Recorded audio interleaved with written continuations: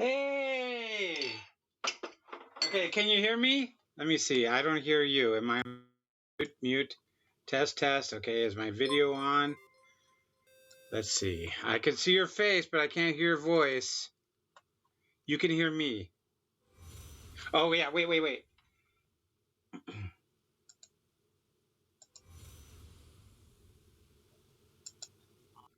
Okay, test. Test, test, test. Test. Okay, not that one. Try this one. Test, test, test. Okay, hold on.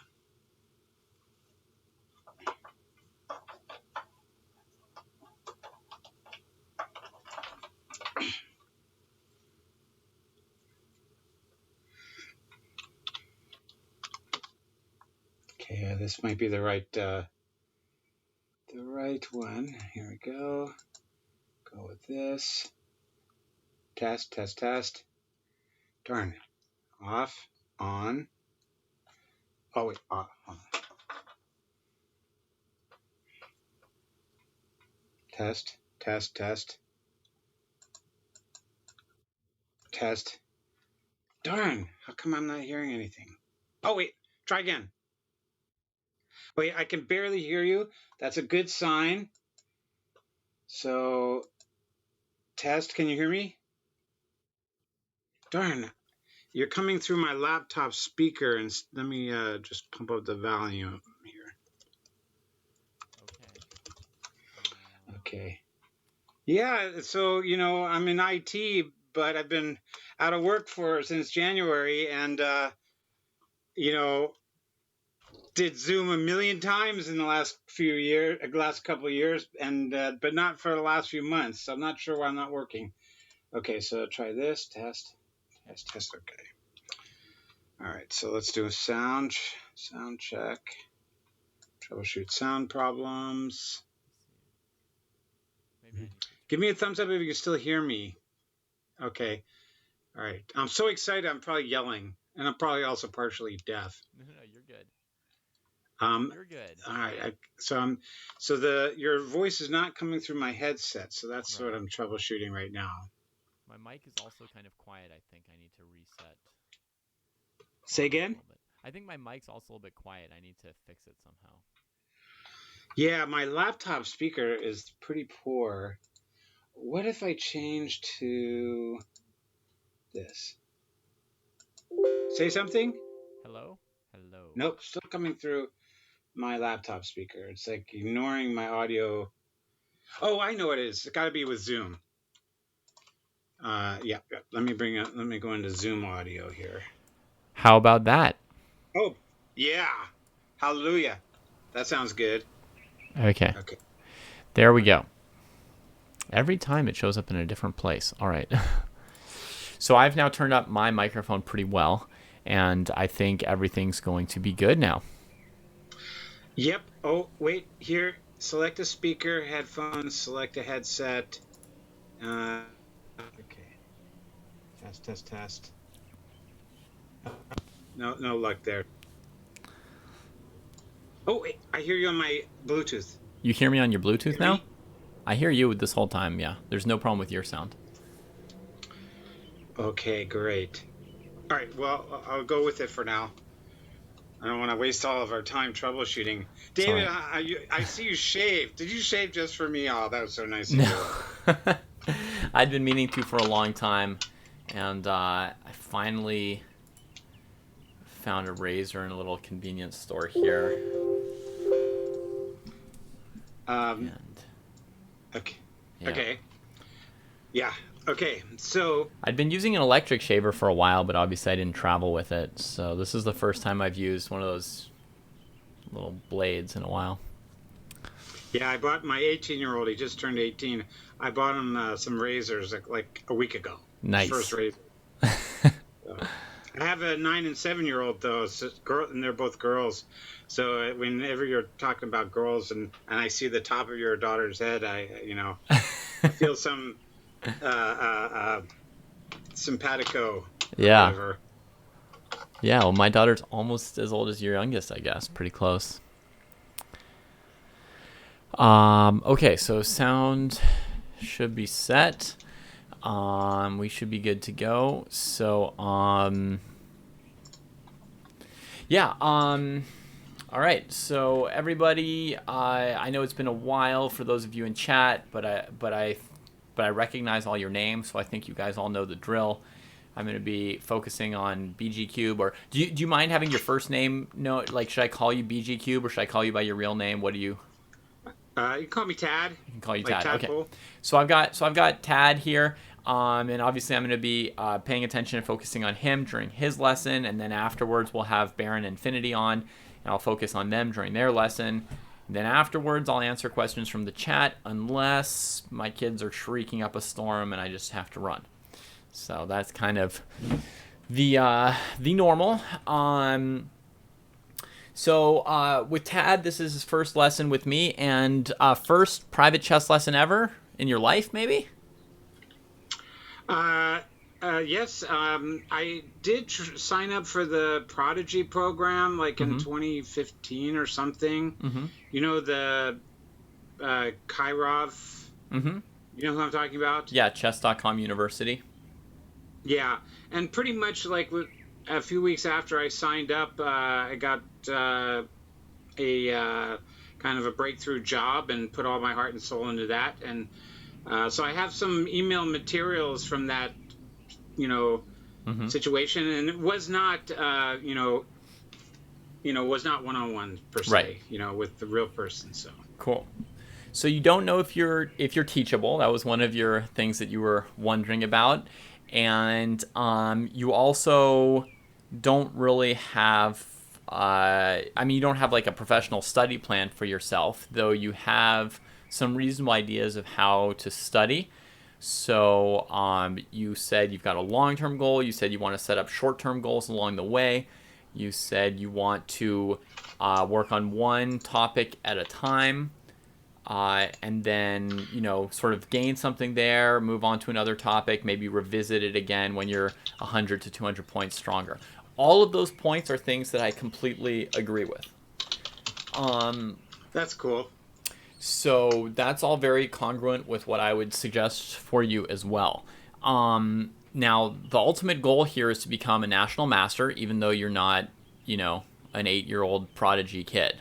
So, so that's the overall goal. And the first thing I'm going to say about that is I don't think we can map out like month by month or year by year like how long it's going to take to get there, because national masters pretty tough. And I know you said, would it be 3, 5, 10 years, sometime in my lifetime.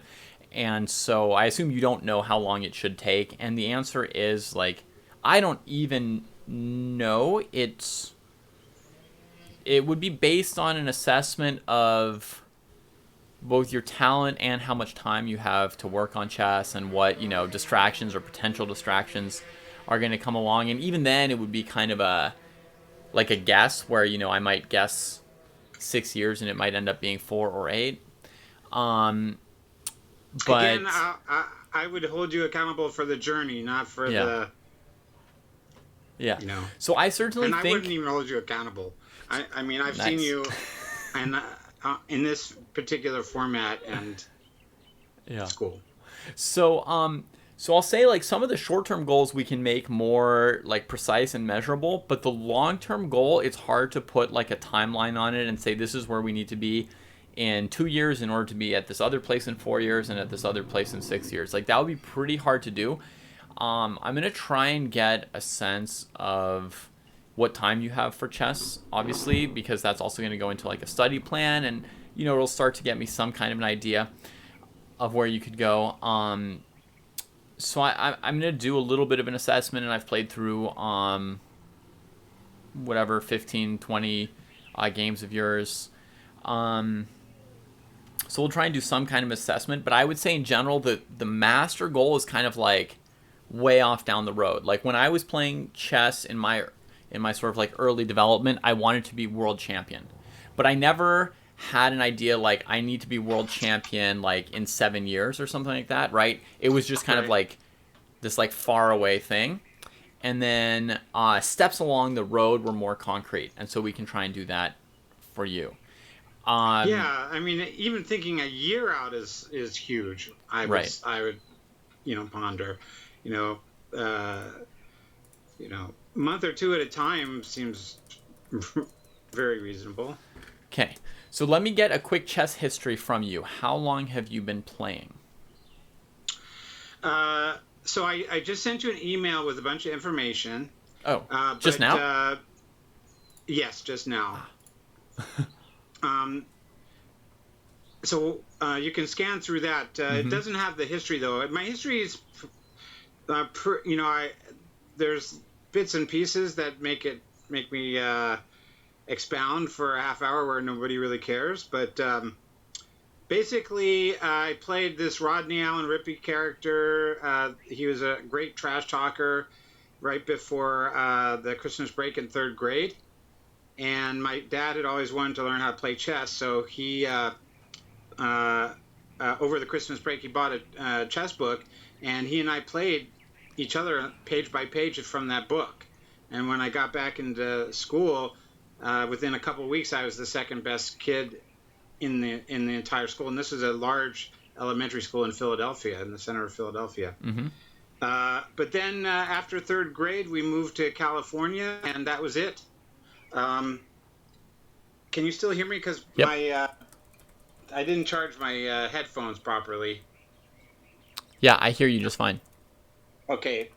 All right. So we're on. Okay. So that was the only time that I really played chess. But I always thought I was good. I always thought I was really good because of how well I performed in third grade. I think now that just I was the only one who read a book, essentially. Right. And my dad had special rules, like he could take a move back, but I couldn't. If he touched a piece, he could change his mind, and I couldn't. And I was just so happy to be playing with my dad. It just, sure, Dad, whatever you say.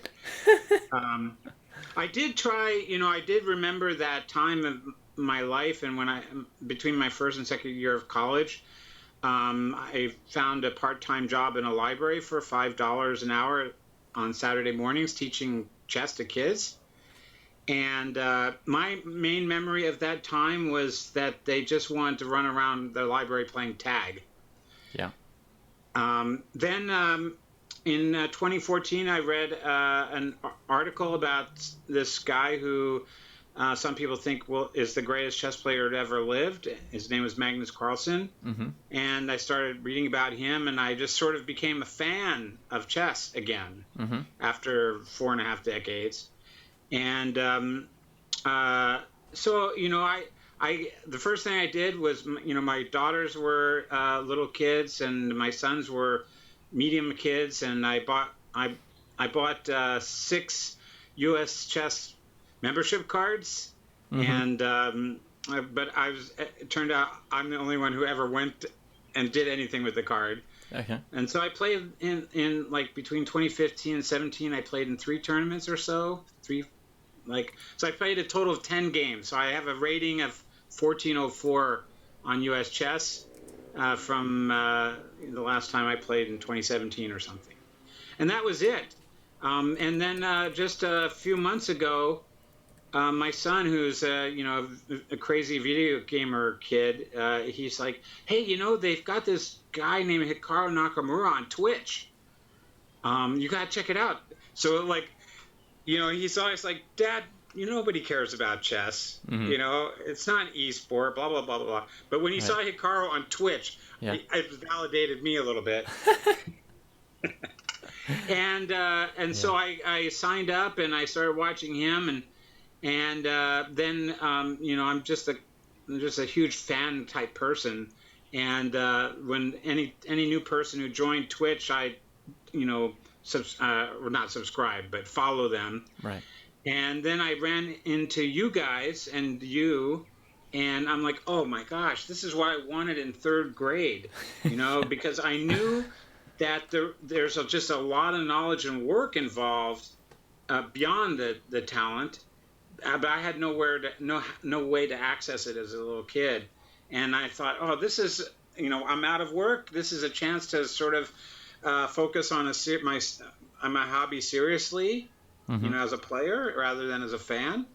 And just your style and technique and Chess Dojo was like, perfect. I mean, it's just what I've been looking for the last, 50 years. So, Cool. um, And when you started playing this most recent time, right, during the Twitch boom, which I guess is since January, right? So, well, really, I didn't. I played one or two games a month, right. uh, and really the first tournament that I was in, I tried to do some kind of end game tournament a few years ago, but I don't even remember it. But the Yeah. was I joined this Chess Dojo tournament, and the first thing that pops up is all pawns, Yes. Okay. right? And boy, that opened my eyes, though. I mean, I didn't. Now when I look at a middle game, I can see the pawns. Yeah. Like I imagine, what would it be if all the pieces were gone, and do I have an advantage? Right. Now I'm really far from knowing what an advantage is in different pawn scenarios. In fact, I know double pawns are bad for the most part, but I'm not sure exactly what I would do about them in the end game. Sure. Because I probably haven't gotten to that many end games. Yeah. But and this the summer classic, I think I was in one or two of the like Saturday or the 1 day 10-minute, Sort of rapid. 15-minute Yeah. rapids. Cool. And this classical has been, because I'm really slow, Mm-hmm. and this classic has been a lot of fun. I've done some. I've looked at my opponent's chess games on chess.com and figured out what their favorite opening was, and I studied that opening the whole week, and then I played it with them. Right. And really, I don't know how about this other guy, but the first few people I played, they all do one opening. One guy's like completely accelerated dragon, right? Another guy's completely Evans Gambit or something, So Yeah. so I had a lot of fun with learning about those openings, Right. and that's where I am. So That's really, cool. I'm not a. And when I you have. when you played in that all pawns tournament, do you remember about what your chess.com rating was then? Like right now your chess.com rapid rating is about 1200. Do you know if it Yeah, it do was you a know if it couple hundred started at points higher. Um, Before I started to focus on it, and really, the biggest reason I think it's dropped is just I've timed out. I mean, I've run out of time on a lot of them because I have never played with a clock really, and I'm so when pretty you slow. started playing online more often, your rating was more like 1400 or something. It's actually come down during these months as you're studying and having fun. Setting, yeah. I mean, setting is fun. I mean, I don't look like I'm having fun when I look like I'm going to kill somebody because I'm so competitive. But yes, that's correct. Yeah. Okay. Interesting. Um, Yeah, and I've seen your videos, and I'm like, okay, you're like, that little, I don't know if it's the angel or the devil on my shoulder saying, Dad, you just got to play more. mm-hmm. You just got to play more. And when you were talking about your Las Vegas performance and you were having that discussion with Sam Shanklin, I was thinking, David, the subtext here is Yeah. you got to play more. Yeah. Oh, that was the formal text and the title as well as the subtext. That was clear. All right. And now to another question: how much time are you spending on chess in a week right now, or how much time would you like to spend on either one? Like, Well, I'm right now. It's like basically all my free time, mm-hmm. which is when I'm not playing. When my wife's still working full time, and so this is like the first time that I've been able to bond with my kids in just Nice. in a way that I think I don't know, I talk in kind of stereotypes. I think a lot of guys just they think they're involved with their kids, but when you're making every meal and doing doing the laundry, and it's like you've been living in a fog up until then. Yeah. So but be that as it may, I probably am right now. I'm spending maybe, I don't know, let's say 8 hours a day on chess. It's my video game. It's my Netflix. Although Nice. it's not really completely constructive because it's not structured. That's fine. I can structure it for you. This is just telling me what we're working with. But I figure, right now I have gobs of time, but I'm not. I'm going to get back to work eventually, Right. Or be homeless. But if I think two serious hours a day, would be easy, super easy right now. I'd probably take that 2 hours and make it 4 or 6. Whatever you told me to do in 2 hours, I would do it two or three times right now. But I think, for kind of a, 2 hours a day. So what's that? That'd be, 10 hours a week. That's not enough. But, 10 to 20 hours a week. Yeah. Right now I would put more in it. Yeah. To get off the ground and running. Cool. Now, when you say books and Kindle that you have, are these books that you've read or that you haven't read or that you've read a few pages of? Well, you already know the answer to that one, David, because, I'm a regular guy. You're a regular guy. I get excited, and the book looks amazing, and then you didn't read it. Yeah. Okay. But, it's... I believe in the books because that's how I got, That's how you got your first success in chess, was from a chess book. Yeah, exactly. So it's just that I hop around a lot. I don't stick with the book and plow through the whole thing. Yeah. By the way, you know what that Laszlo Polgar's book is? You know that one? Yeah, the one that's heavy. Yeah. Well, I have it on Kindle, so it's very light.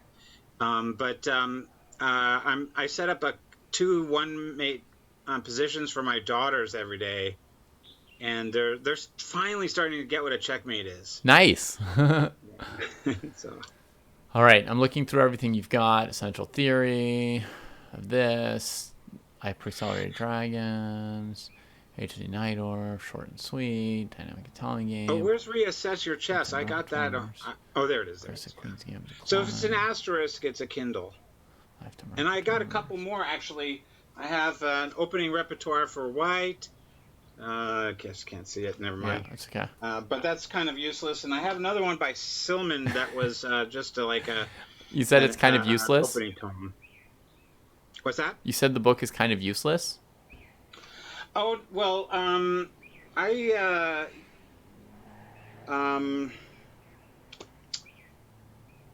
got it in 2014. It was like I didn't know anything about flank openings, and I got a couple books, but I'm not sure. I'm not sure. Well, what am I trying to say? I've got better books now. Okay. I think, and I think the tools online for, kind of getting better at a specific opening, would be handier or more accessible or something than going through something like this. I don't know. Yeah. Like I've got the Chessable courses, and those are sort of kind of easier to grasp. Not in the David Pruess way, though. Like, like, now if you move this, what do you lose and what do you gain? And, but so it's not the thought out part of it. But these are usually just a bunch of variations and moves, and not great on explaining things. So that's why I'm not so impressed by this book in particular. And I have another one on flank openings, but I don't know. I really don't know how to learn openings. Although the classical games that I've played, I Yeah. feel like I've really played the openings much better than I ever have. Yeah. From based mostly on the Chessable, just practicing them and Mm-hmm. like the Sicilian I found was very immediate. It's like every move kind of makes sense in the In which one? Sicilian. The Sicilian They're not. defense? Yeah. So I was reading on dismantling the Sicilian, Right. and I actually used what I learned from that in a couple of the classic games. One against Basel 19825 and A Ditya. Mm-hmm. Those two games. Someone said that the game against A Ditya, which ended in a draw, was I think you said a Scheveningen with an Mm-hmm. English attack or something. Yep. It is. And I had just been studying the H3 Najdorf, Mm-hmm. and when he did knight c6 instead of a6, I didn't know what to do, so I kind of morphed it. I Yeah. was kind of stuck with the H3 Najdorf, but it kind of worked out and had its own name, Scheveningen Right. Karras attack. Yeah. So your opponent was playing instead of the Najdorf, the Scheveningen, but at some point, very, very early in the game, they played a6. And had they played the Najdorf, they would have probably played e6, or it would have been one of the main options. So it transposes to the same line, actually. So it was fine and appropriate to play the same moves. That's not always the case from one opening to another, even if it might look the same, but there's one different pawn on like a6 versus b6 or something. It can totally change what is or is not appropriate. But Mm-hmm.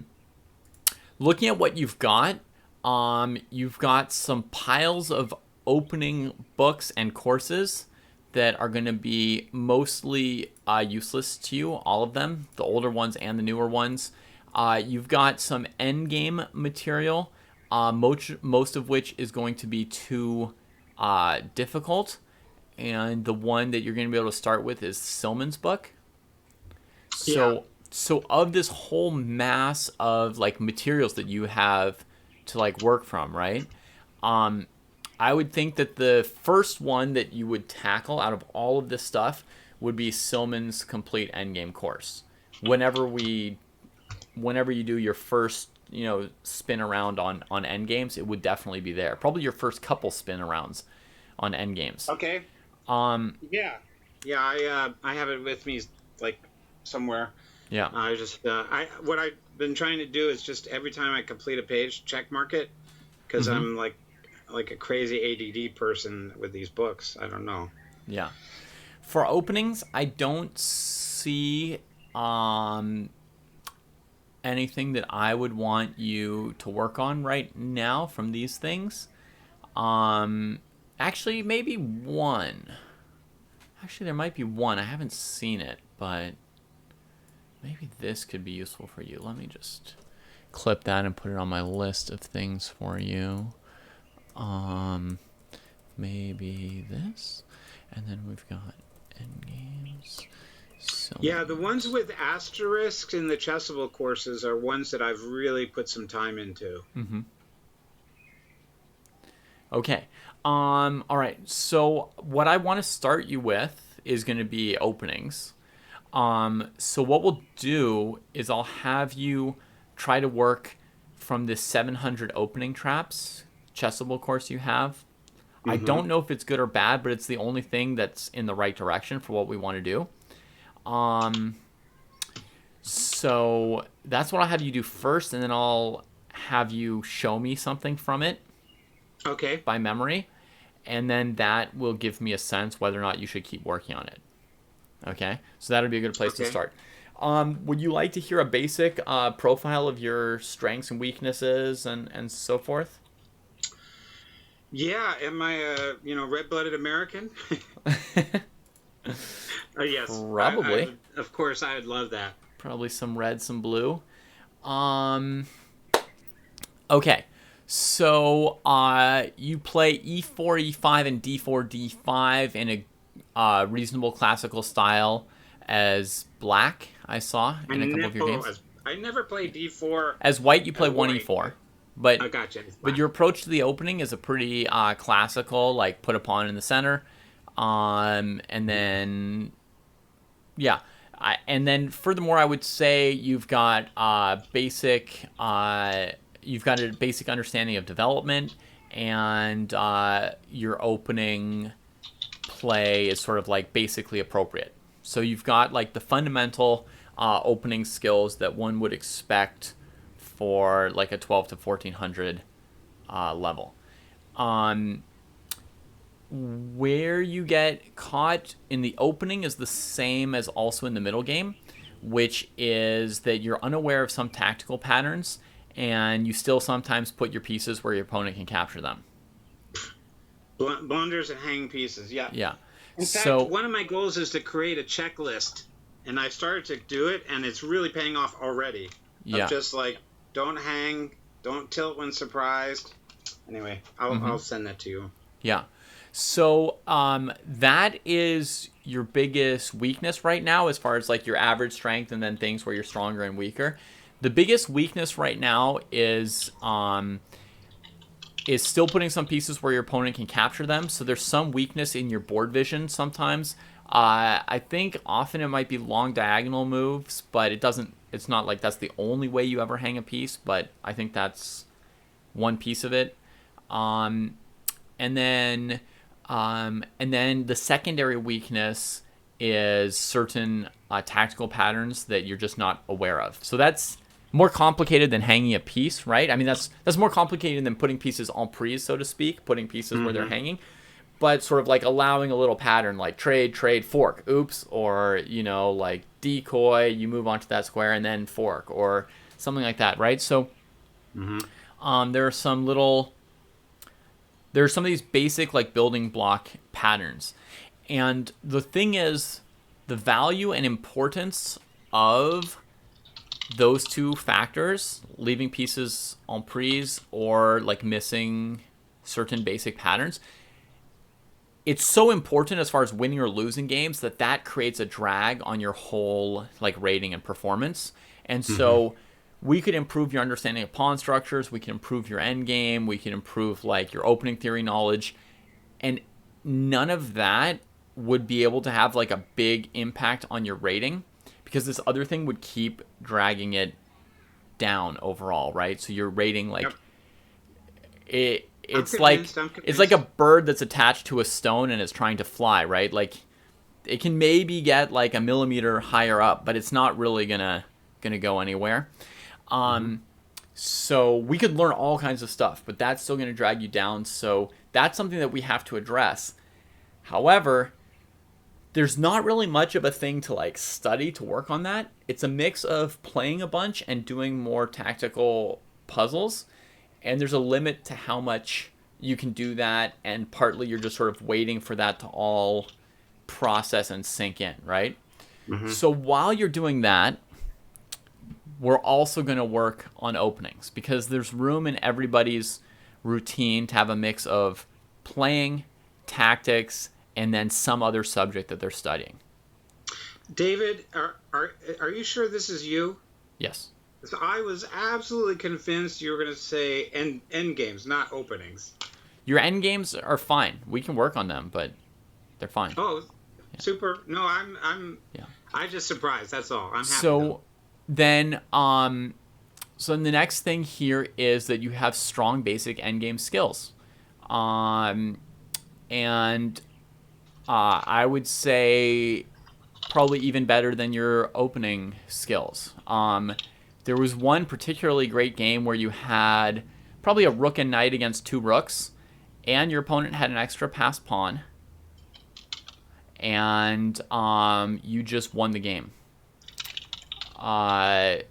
Which game was that? Try and click through your history to find it.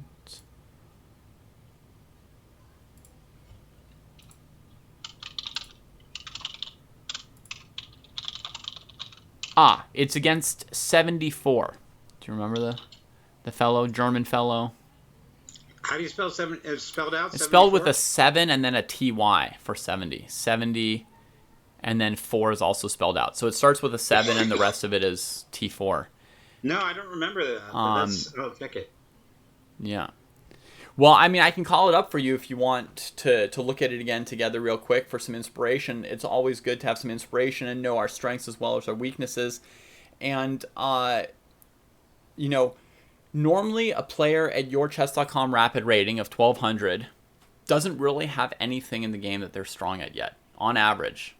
They're just, like, they've reached a point of, like, some basic competencies and, like, hanging their pieces rarely instead of frequently.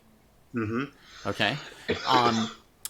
Now, you are still blundering a bit more. And by blundering, I'm including 2 different pockets that we've mentioned, right? But 2 different categories. But you're still blundering a bit more often. But you've also already developed a little bit more in terms of skills. And so your basic opening setup is good for 1200, but your endgame play is even like much better. And we can click through this game if you like. Are you logged into live chess? Yes, I think so. Okay. Okay. If you're logged in, I'll invite you to a board here. Whoops. Oh, not a new game. Home. Okay. So I tested this. I got a premium account for my 18-year-old and tried to figure out how to share a live analysis board. So it should work. Yeah. So I've just sent an invitation to you that should pop up in your live chess to click on. Come on, computer. Yeah, just open the live chess screen first. Yeah, you do have to be in. You have to not just be logged into chess.com. Wait, it's on another screen here. But logged into live chess. From David, chat. Oh, there it is, 74. Got it. Okay, so this game here, and here's the position where you're trading queens, and your opponent comes up with this, and you realize that if you retreat the rook, then after c7, your other rook is still trapped. So basically, suddenly you're bleeding heavily to this bishop pair here, instead of recovering the pawn. Oh, yeah. So you made the right choice here, and you go into this endgame here. Now, this looks completely hopeless. You've got a knight against a rook and a pawn, and it's an advanced pass pawn. It's well defended. It's limiting your pieces. There's basically no reason that black should ever survive. Here's how the game goes. You grab that pawn. First, you centralize the king a little bit to avoid the threat, and then you grab the pawn because you need something. You come back and stop rook d7. You can't prevent him from trading your bishop. You don't go through contortions trying to do it. You centralize your king. Right? Your opponent's not sure what to do. You threaten to take back that c6 pawn. Your opponent should have probably played something like, b4, b5 to strengthen it at some point. Or I mean, there's lots of improvement for white. But anyway, your opponent tries bringing the king towards it. You threaten to win the pawn. The opponent's again confused, not sure what to do. You get the pawn off of them, trade to this. Now, of course, winning for white is not easy, but of course, white is still winning. After losing 2 pawns and letting you centralize your king and making nothing of that passed pawn, white's still winning, but now it's difficult to do. Brings the king forward. You check him. Yeah, I remember he blundered a fork. Yeah. I remember, and the only thing I could do was try to get the pawn, that pawn on the A2. Right. And then I said the only thing that possible hope is to push those pawns to myself, that is. Yeah. And so now here again, a lot of players would rush trying to grab a pawn because they're, on the desperate defending side. But you realized that it's better to keep your queenside pawns. Generally, when you're losing, you want to trade pawns. When you're winning, you want to keep pawns on the board. Another reason that a lot of people would take one of these pawns and let a7 go. But here, I mean, it's really slowing down your opponent getting the rook involved in the game, right? They have to play like b4 as a pawn sack to get the rook to the 7th if they want, but then they've got no pawns on this side of the board. They could bring their king over here, but that's really slow. And, of course, your knight's attacking 2 pawns. So that was good. You grab this pawn from them, and then you just come back.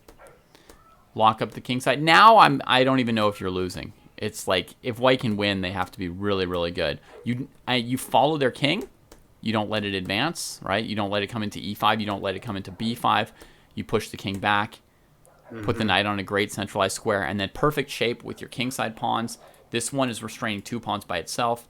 Your pawns are in a setup where the rook can't get at them easily, and your knight switches from being on f6, which seemed like a good square to secure the kingside, to actually d5, which is even stronger in the center, and the pawn structure holds itself anyway.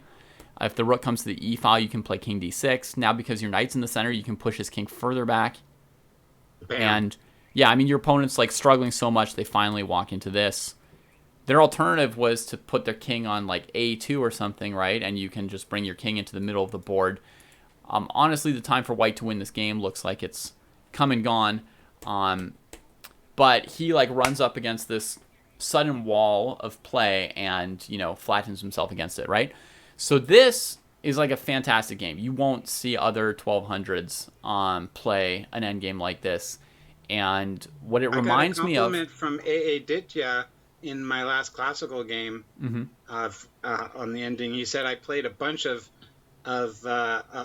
only moves, and he's like, "Are you sure you're 1200 and don't have an account somewhere else?" So he was super complimentary. Yeah, because he got you in a long endgame and got to see your biggest strength, right? And in this, you're way outside of your average rating, right here. So I didn't know that, but cool, very cool. Yeah. Thank you. Well, now you know, and you can see it, and it's good to know our strengths as well as our weaknesses. I had a student once get one of those like redeemed 100K lessons, and they said, like, I'd love to know one thing that I'm good at. Like, I feel like I'm bad at every single thing, basically, right? Or like I know like every single thing that I need to work on, every single thing that's my weakness. But like, could you tell me one thing I'm good at so I can, you know, have something to like work from and build from? But usually it's at 1200 that a player will set out to create their first strength, their first competence. Everything up to that is just being less bad at stuff, if you know what I mean. It's like, you know, not moving your queen around 10 times in the opening. Like, when you stop doing that, it's not like now you're doing something good. It's just you stop doing something like absolutely detrimental. So that's a big strength that you have there. And it reminds me of a blitz game I saw Jesse play against somebody who was like a very, very fast player when he was doing his climb to 2700, and he was playing some guy who was maybe an NM or an FM but not a GM, and was like fast and like sharp tactically and like knew their opening through, so they're playing with like, 2 seconds off their clock after 30 moves. And finally Jesse gets to an end game with like knight against rook and then a bunch of pawns, and then he just picks the guy apart and wins the game as if like a knight were better than a rook, just like cleanly. It's exactly like this game here. So that's your strong point. Then I noticed one time you did something really like extravagant and weird where you castled queenside, which took like a bunch of extra moves, and the queenside was open and the kingside was closed, and you could have just castled kingside, and you probably have like 100 times before in that same position. It just made me wonder what you knew about when it's good or bad to be on the opposite side castling, because you were definitely forcing it on purpose, that game. And then sorry. Yeah. In that game, I think that the pawn the g5 and attacking on the king side, sometimes the best defense is on offense, and I got kind of distracted trying to play defense on the queen side, partially because I castled over there, but it still wasn't too late if I had started to try an attack on the king side. No. From the moment you castled queenside that game, you were lost. You were never going to have enough time because there were already a bunch of pawns pushed on the queen side and none on the king side. So the speed was always going to be many, many, many moves faster for white to attack. Okay. Anyway, something that I noticed as sort of middle game strategic thing that you probably don't know about that we could talk about at some point. And then finally, I think you're a bit slow. And you've confirmed that for me in your comments, slow. Right? So like you've got a high tactics rating, but you spend a lot of time on your tactics, right? And your rating is highest in classical chess, then next highest in rapid chess, then next highest in blitz, and then like next highest in bullet, right? So the faster the time gets, the lower your rating goes, or the more time you have, the higher your rating goes. So so that's just a piece of the profile, right? Okay. With all of that, let's talk about what you should set out to do. Okay. Have you seen like my first exercise on tactics? I've seen both of them like 3 or 4 times. Okay. Each. Do you do that on a regular basis? Follow your checklist? No. The first exercise is the one where you do 10 or 15 minutes of puzzles, and if you don't get them in 30 seconds, you look at the answer, and then you repeat it a few times to try and memorize the pattern. Oh, I must have been paying attention to the, like the patterns rather than the patterns is the second how video. long to Yeah. do them. Okay. Yeah, I don't even remember the 30-second. Okay. Yeah. Yeah. All right, So let me try and find this I for always you. thought by doing it was better to figure it out than to do it fast. But maybe now at this point in time, it's time to start doing it, faster rather than because what use is a 2,500 puzzle to me, in a live game, right? Well, being fast at an 1,800 puzzle is actually has way more value. Actually, the issue is that there are patterns that are missing that you didn't learn. So I had another student like this recently where I realized that they had this astronomical puzzle rating, but because they spent a lot of time when they solved their puzzles, they'd gotten their puzzle rating up very quickly by solving puzzles correctly using a lot of time. And that meant they didn't spend that much time on the early puzzles and they didn't learn all the basic patterns. So you have missing basic patterns, which means you need to go back and go through all those puzzles. Like a pattern that's missing, like 1 or 2? By offhand? Yeah, I can show you one offhand. Here. I mean, maybe you know it now because it happened in a game of yours, but in this position here, Queen E2. Oh, wait. Let me bring up, I had some notes up. Okay, I'm back at the board. Okay. You're back at the board? Okay. So in this position here, Queen E2 attacking the knight. I shouldn't have taken that pawn. I should have done D6 or something. And if the knight moves, knight C6, winning the queen, right? Because it covers the square where the queen can block. Well, that was completely embarrassing. So that's like a basic pattern, which basically you're like either you've been exposed to it or you haven't been exposed to it, right? And there's a few thousand of these. Which basically, I mean, people have different things they do or don't want to do to get, like everybody wants to get better at chess, but everyone has different things that they... David, I want to do it all. Okay. Most people have something that they're not willing to do, right? Something that they just don't want to do.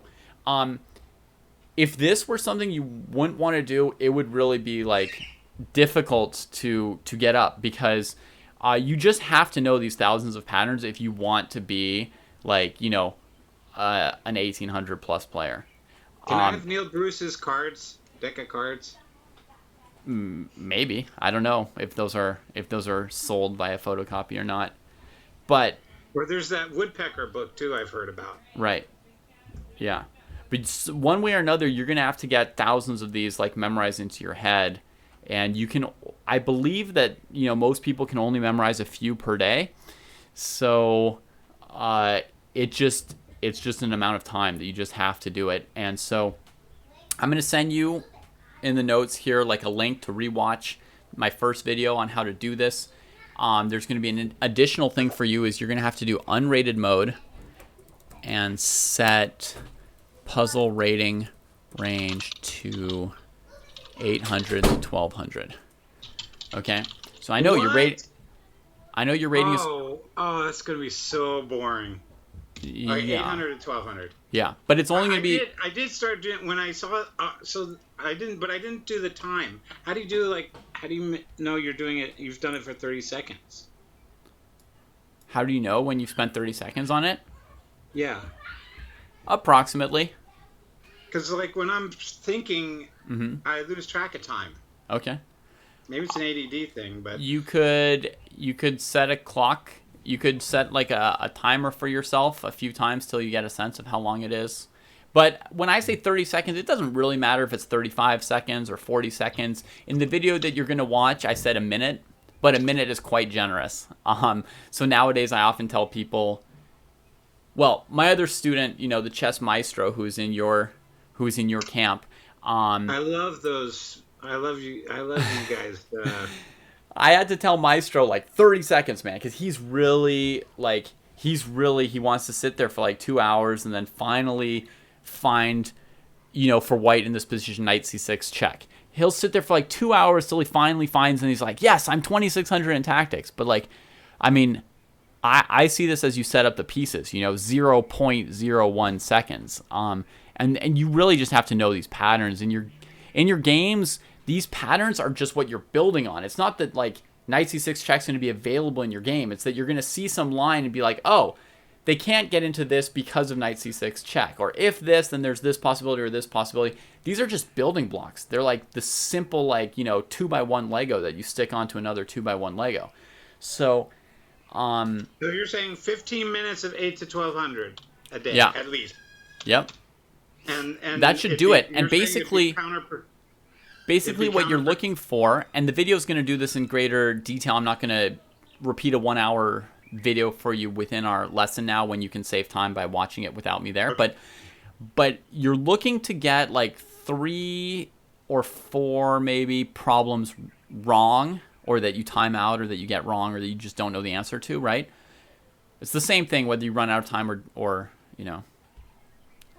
put in the wrong answer. But you're looking to get 3 or 4 per day, and then those ones you're going to then repeat in your head. So if I didn't get this knight c6 one, right, if this were like a puzzle in chess.com, I got this position, I stared at it for like 30 seconds, and I was like, I don't know what the answer is. Maybe knight f7 attacking these 2 pieces, and then the computer flashed, red. So now what I would do is I'd go back, I'd click C solution. The computer would show me knight c6, queen e7, knight e7, right? Then I would go to this position here, and I would play it out 3 times in a row.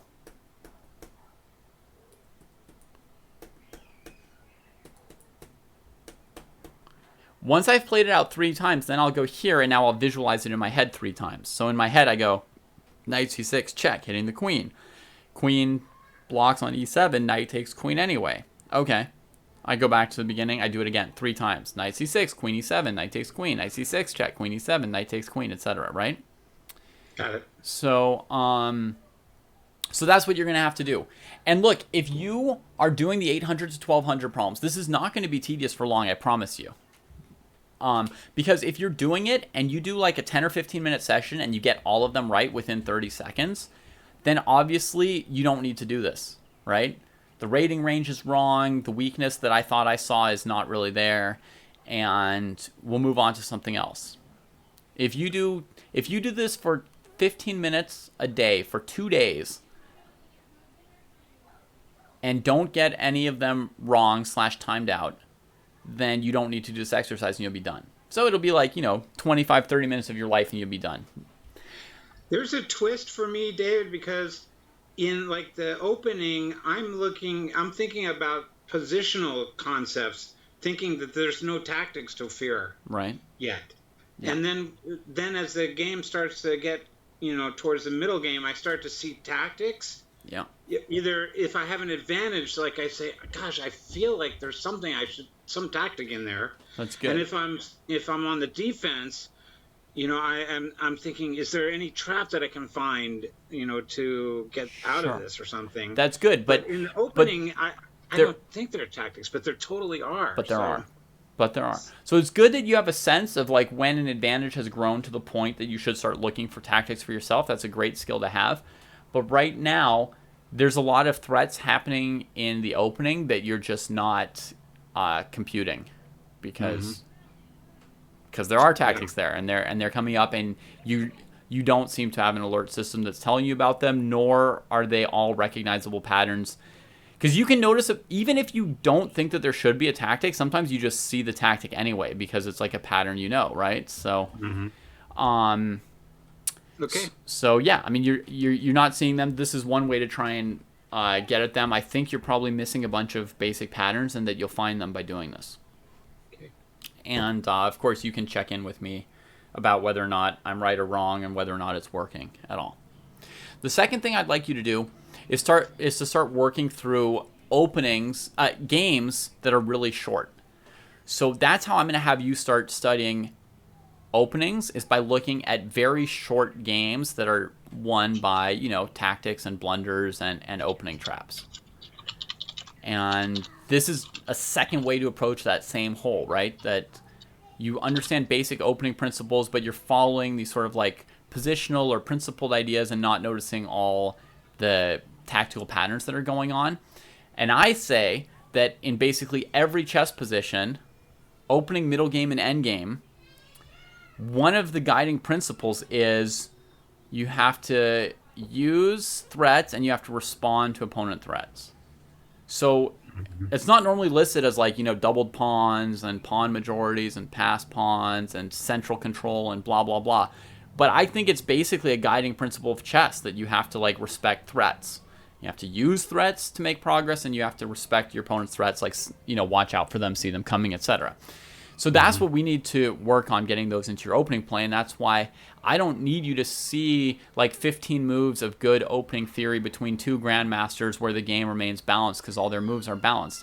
If the game is very solid and balanced, you're usually getting through the opening okay already.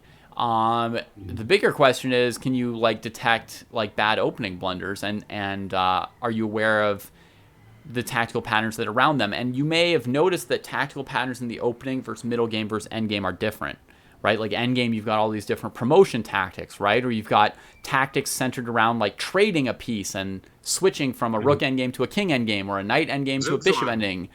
And then there's Zugzwang tactics, right? And then there's stalemate tactics. And these are things that just, they don't exist in the opening. You're not queening pawns. You're not stalemating somebody. Like, it's just impossible, right? So there are different sets of patterns that are opening tactics versus middle game tactics versus end game tactics. So we're going to learn more opening related tactics by playing through these kind of short games. Okay? So let me show you one today in class as an example. So let's grab this game here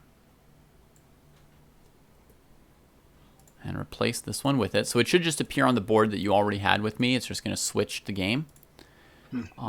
Invalid PGN. Well, that's not helpful. Hang on. Let's try clicking it from here.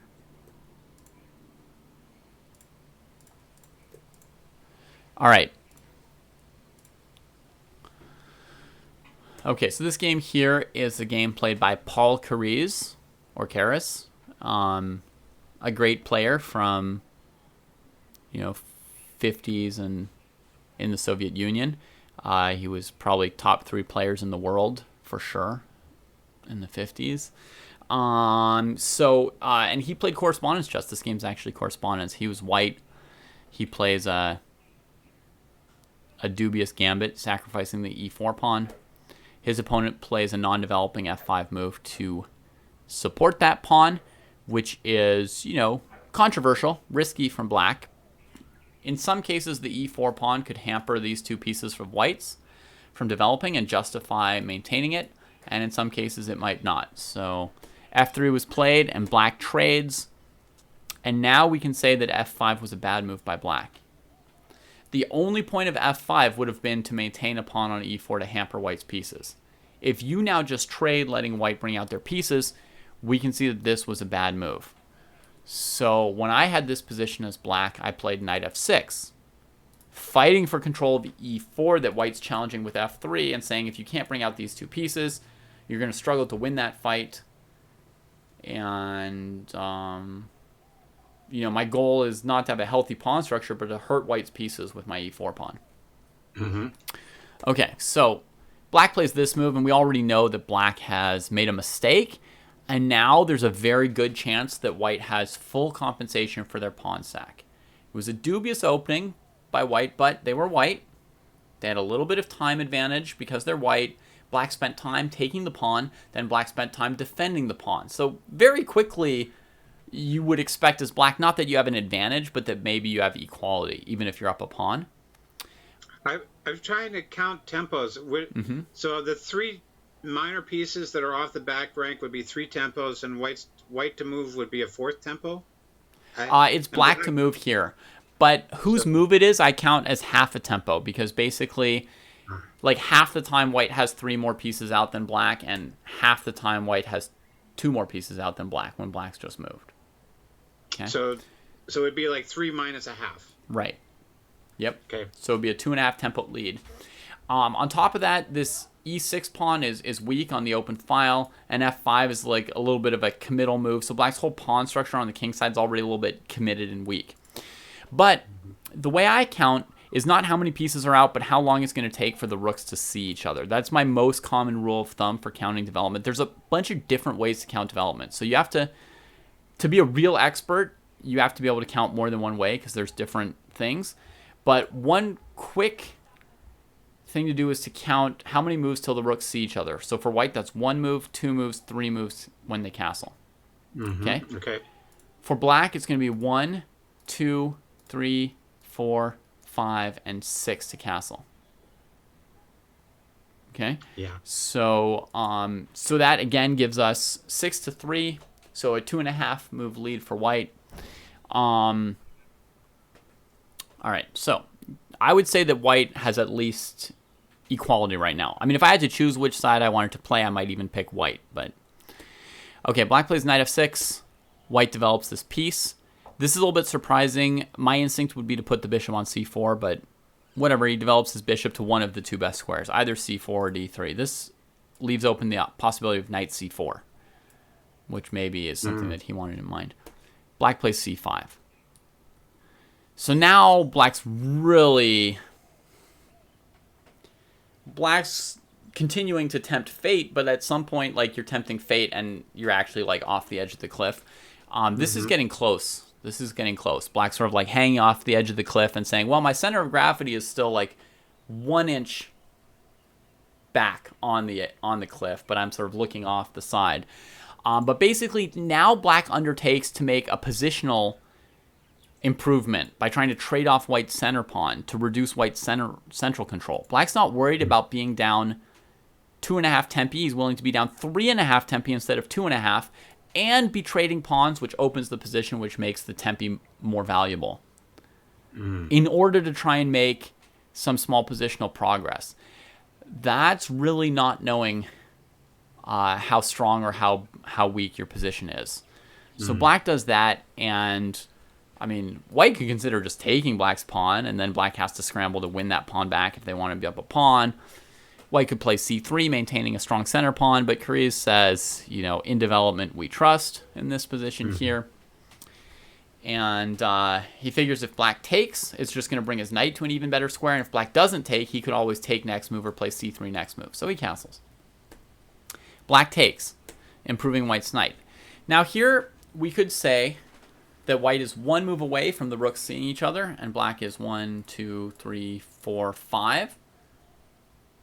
And it's black's move, so we could say black's now 3.5 tempi behind instead of 2.5, so it's got him worse. But then another way of looking at this is that white's rook is already developed, because white's traded a pawn. So actually a rook is a big deal. It's stronger than a minor piece, so when people count like how much force is on the board, a rook is going to be even better than a minor piece. And that means white's got like a crazy amount of extra force involved in the game right now. The position's pretty open. Black's in trouble. White's better here, probably against anything black plays. And in this position, black decides to defeat white with a tactic, right? Because, obviously white's playing so badly and I'm playing so well, thinks black to themselves, that I am going to devastate white with this tactical shot.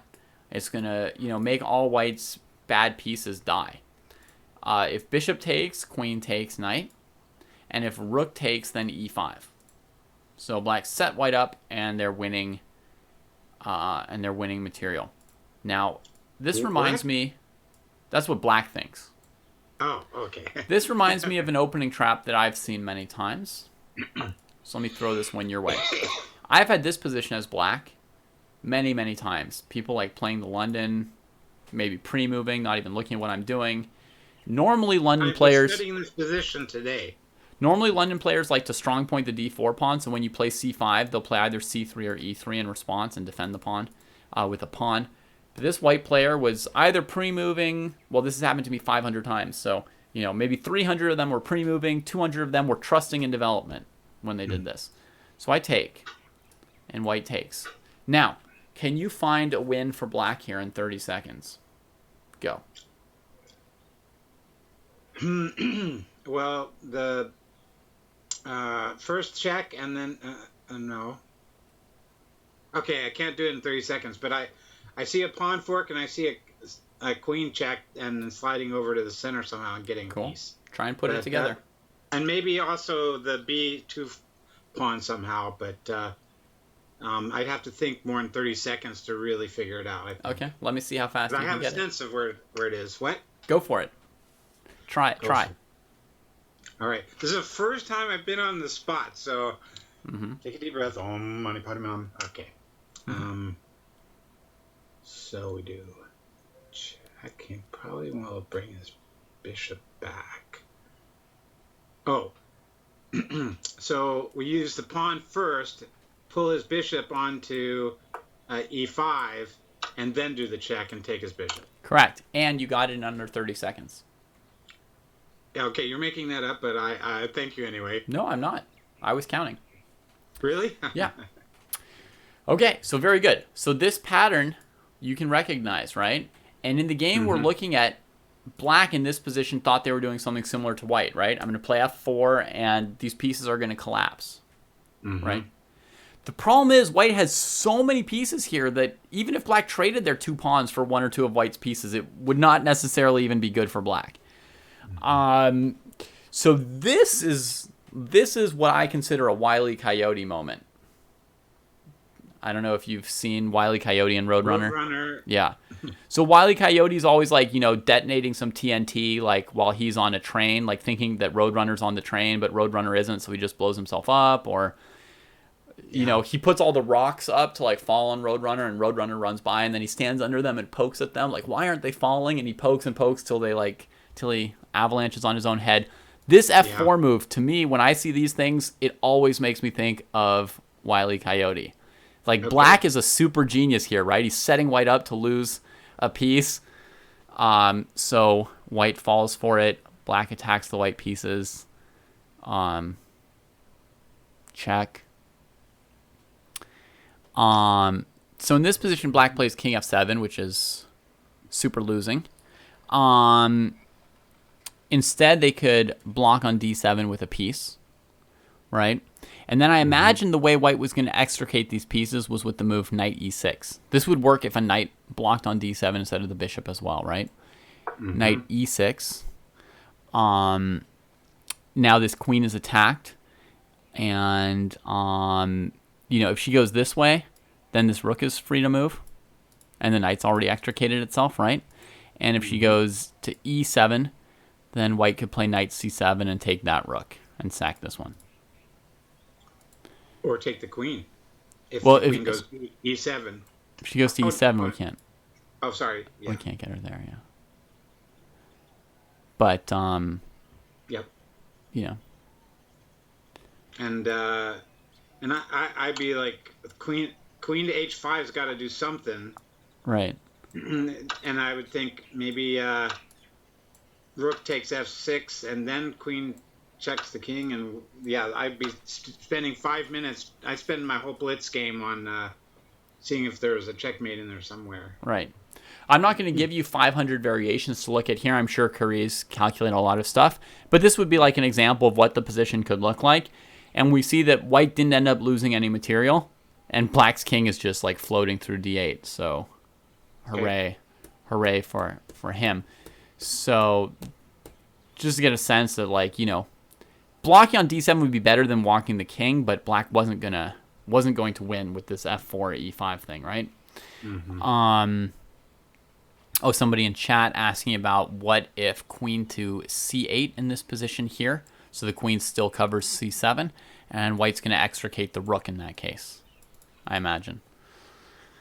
Attack the queen and have plenty of time to save the knight and bishop afterwards as needed.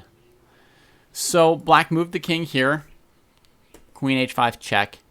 The game's already over for black because next move white could have just taken on e5, and then white's up a pawn and black's not doing anything. Black played g6, and white plays bishop c4 check. Again, queen e5 is already good enough. All right, now in this position, Kariz played a really cool tactic to finish off a game that's already going, very nicely for him.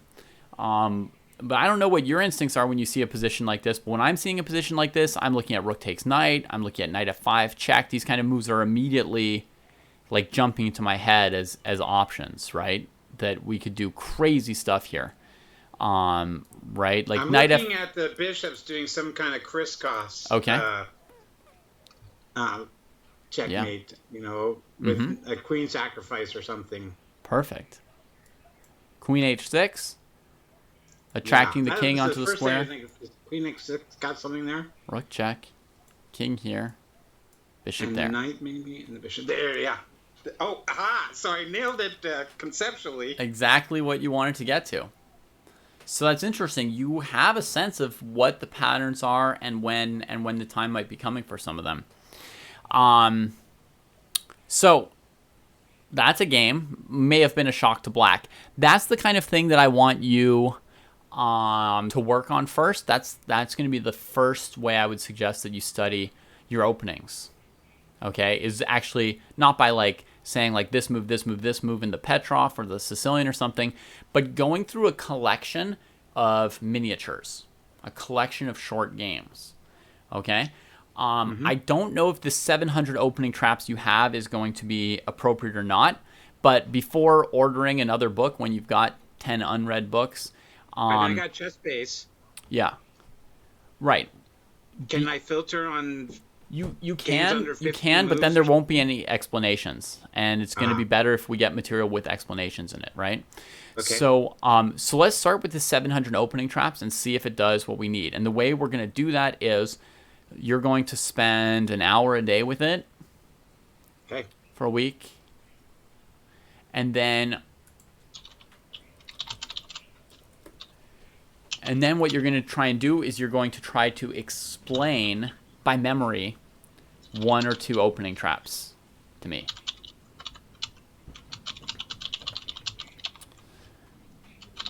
And that'll give me a sense.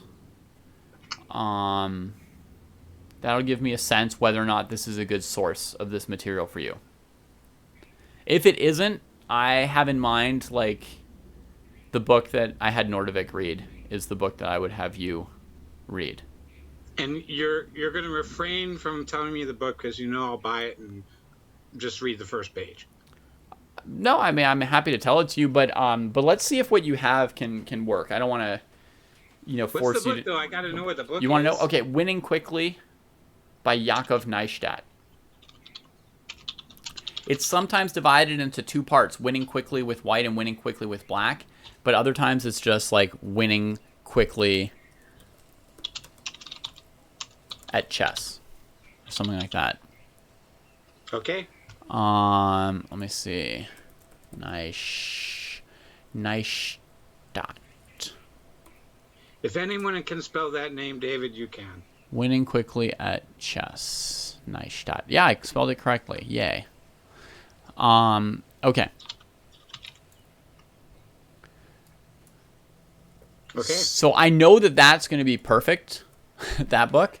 But you can try the thing that you already have, and we'll see if that's a good source. It could save you from ordering something else.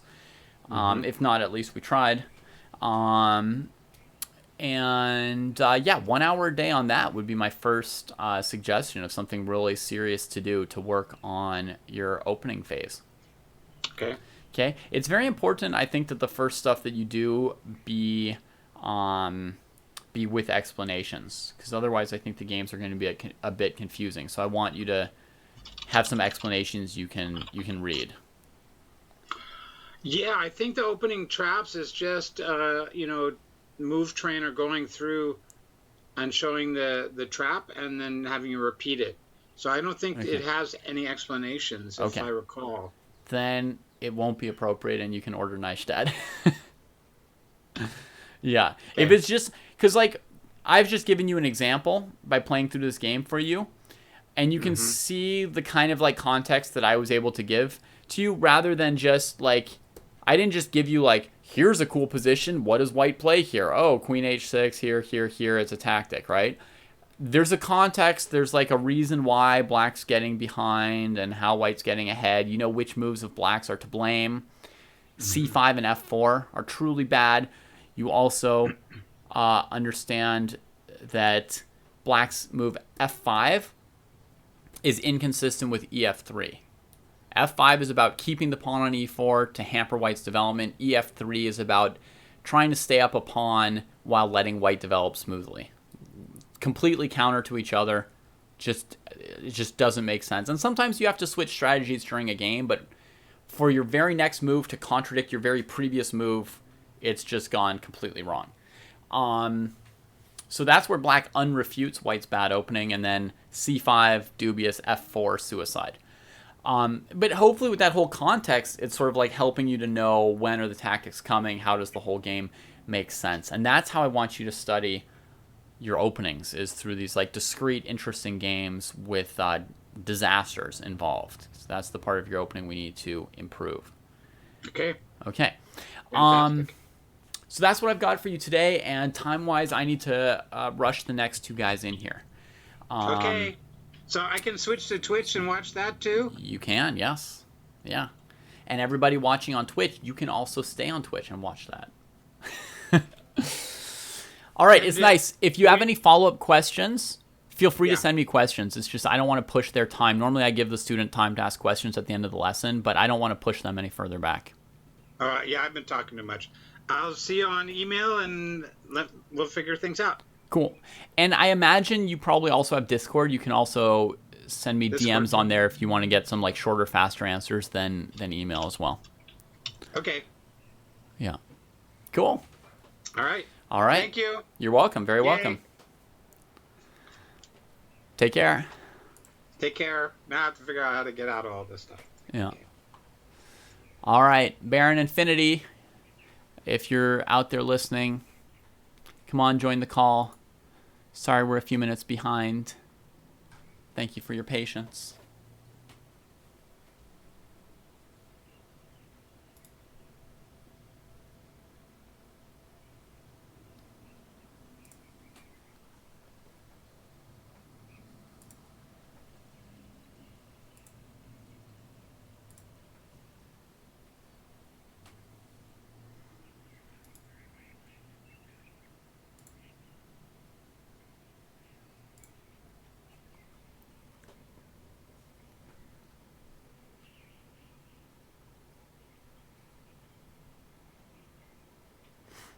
Hello. Hello. Hello.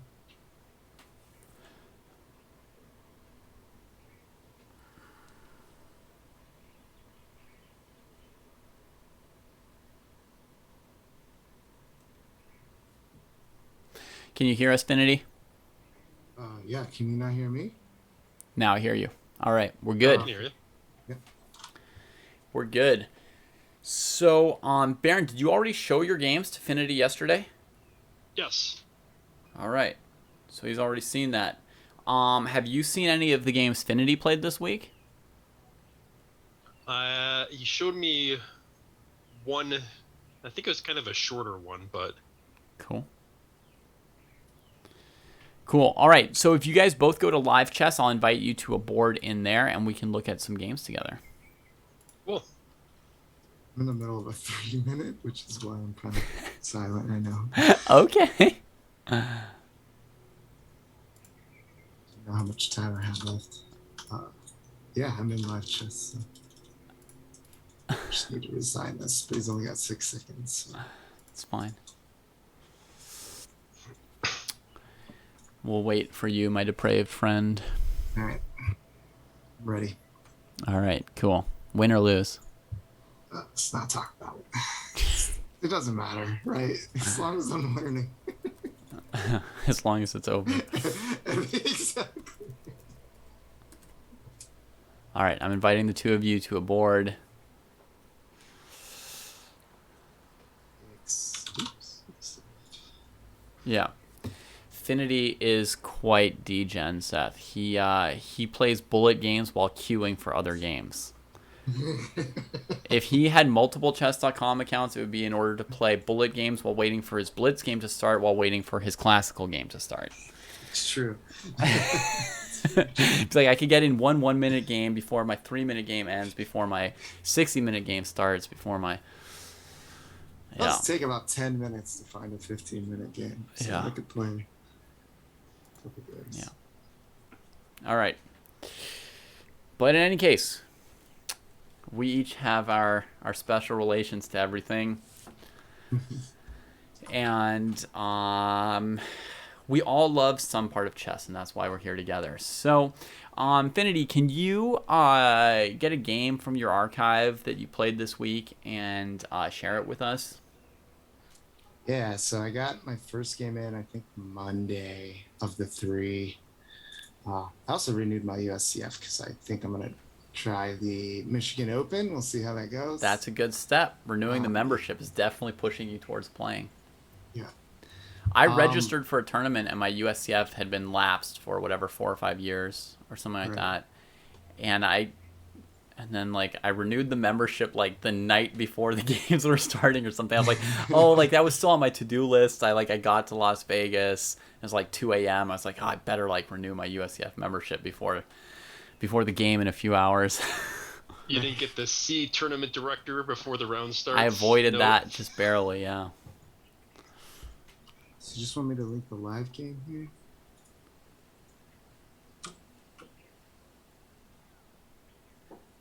I linked it in the Zoom chat. All right, cool. I see it. We've got Putsy with their first OTB game at a local chess club this week as well. Very nice.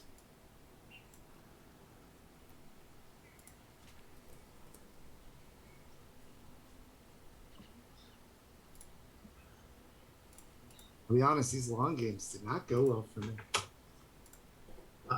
The first one I played, I got a win. He abandoned after like 20 moves, and everything after that was a disaster Okay. for me. Yeah. Sometimes just thinking, your opponent's like, I know I signed up for a 10-minute game, but I was really hoping for a 1-minute game, so I'm just going to, resign or disconnect or something because you're thinking about your moves, and that wasn't part of the deal. Right.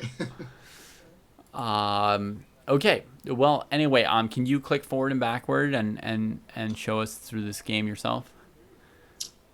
Yeah. Do you have board control here?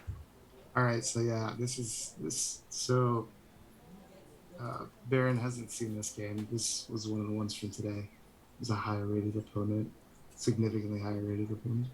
Okay. So he goes for the French. And I like this line where Black follows up this, and then I play this, and then I play C5, and then I play A3. You actually like those. That's cool. Yeah. Well, it's A just lot that- of that E4 book- players don't like those positions. Really? Yeah. I don't know. I feel. I don't know. I like it. Yeah. I don't know why. I can't say why. Because if I get activity over here, I like it. I guess if it gets all shut down or Black gets castled, then it's kind of like. Yeah. There's also a line that I used to play in the French, which I'll just show real quick if I can remember it. But basically, it involves giving up the D4 pawn and never capturing it back, and you play bishop here. You play this knight. Can you guys see my arrows? I'm assuming you can. Yeah, we can. Okay, yeah. You play this knight over here, and then of course, because it's a French defense, you've got to get your rook here and your queen here to defend this pawn. Okay. Once it's on D5, and there's basically it was something I saw. What's his name? Jinjiashvili. He had a video on chess.com where he shows this opening where he just lets Black take on D4, and then he never captures it back, and he just plays against it and develops a kingside attack. It's probably like this.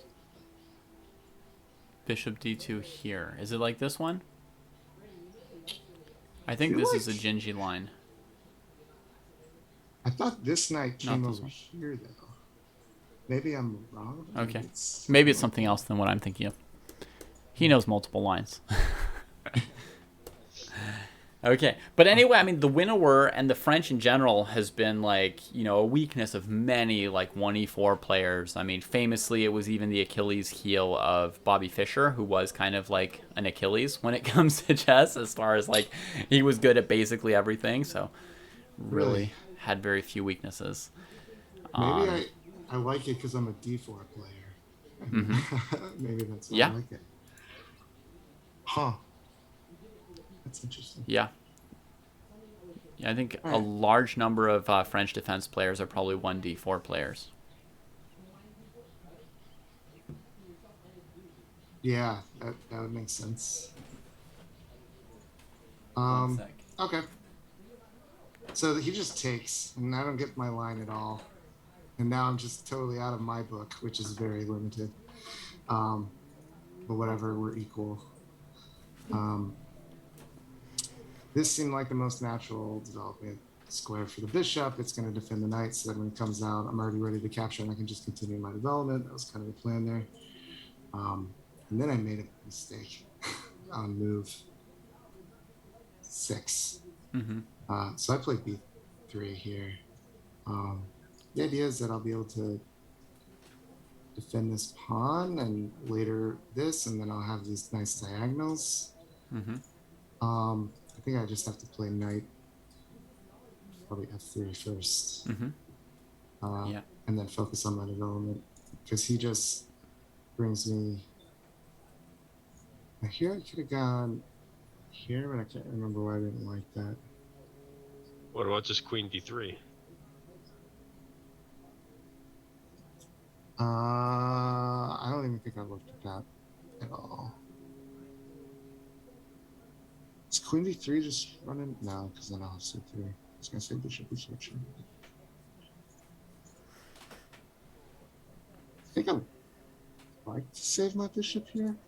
I don't know that I want to give up my bishop for that knight. I don't know. Yeah. b3 is definitely a bad move. I mean, you're right about that. Yeah.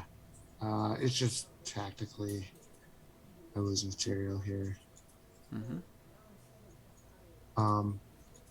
This game goes on. Eventually I do win my pawn back, surprisingly. So yeah, here I was expecting this. And then I had the idea of playing this, and then maybe I could get my knight here centralized. Then he just played this annoying move, keeping his queen in play. So I still played my bishop f3, but now he's just got the d file. And he plays this, which is also annoying because he's preparing to bring his knight in. He hit this square and this square, and it became hard to defend, so I had to play this passive move. Pins this, and I just attack it. I was actually okay with him taking the doubled pawns because I felt like at least I've traded off some pieces. And at this point, my pawn's just hanging, so I have to push it.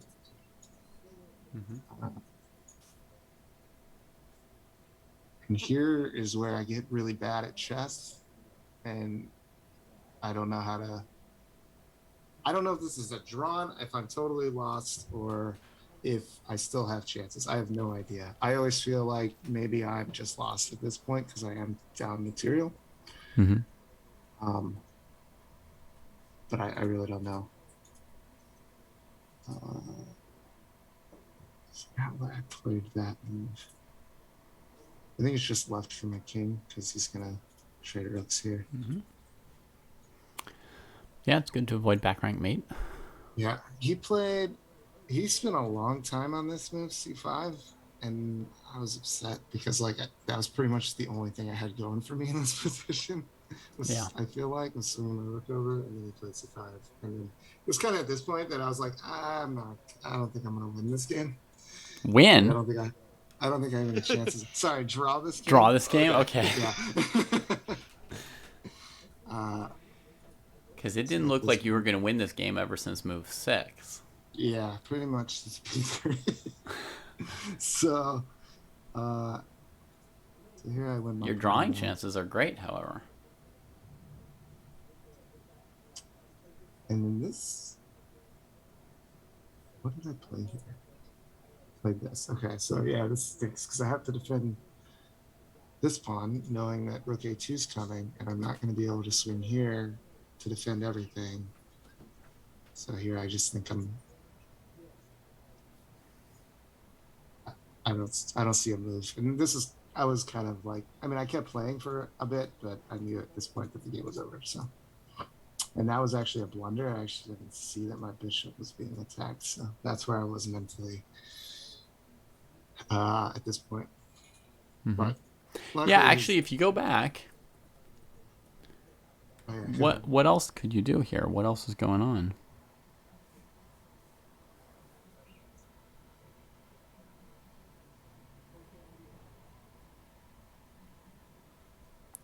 I guess it's like this, your move here. Yeah. Bishop b5. Still just down a pawn. Right. What do you think of your chances here? With the draw.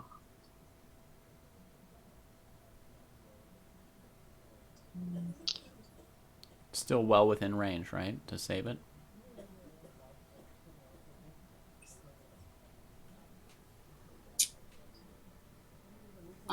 Yeah, maybe, because I just have to. You're just down a pawn, so it's not the end. So here's the thing about the 3 games I played. Every single one of them, I was down a pawn, and it was the end. I have a tough time playing with bringing a pawn disadvantage to a draw. Something I've definitely never been. I think you did really well until this move. I don't know. What do you think, Baron? Seems like I think it was pretty good. Yeah, for having been down a pawn on move 6, he's got the bishop against the knight, which is decent. He's still only down 1 pawn. He's got all those pawns on light squares to attack. If the bishop and knight traded and you had a pure rook endgame, he would have chances to draw a rook endgame. If the rooks traded and he had bishop versus knight, he'd have very good chances to draw. It doesn't really look like he should lose yet.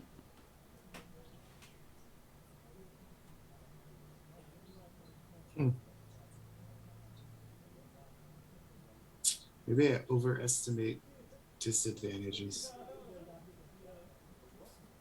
Or underestimate. You might. It sounds like you might overestimate the value of one single pawn in an endgame. If there's still pieces, especially rooks, there's lots of chances to save it. Minors, it's a lot worse than it's usually, and just king and pawn endings, it's usually just the end. So when you say this was a blunder, like you didn't notice the bishop was attacked on this move, right? Yeah. Yeah. Which is pretty bad because I think I spent a good deal of time on that move. It's interesting. I mean, I think it's your first bad move since the careless move b3 in the opening. It's like a long, long, long game without bad moves. And this was just a little careless thing, huh? Yeah, this is a great position, Rangel, for that exercise, for something to play out as white or black, something we could use in an endgame tournament one day as well. Just practicing, trying to win it with black and draw it with white. It's a perfect position for anybody working on their endgames, looking for positions to do the endgame exercise with. Okay, so after a5, now you should be dead. Yeah. But rook a4 is good technique, at least.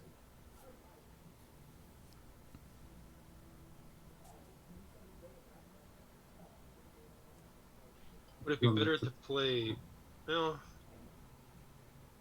I was and thinking get either behind the pawn? rook a4 or rook d7. Yeah, that's an option too. So then this way you can get behind it. Mm-hmm. Yeah.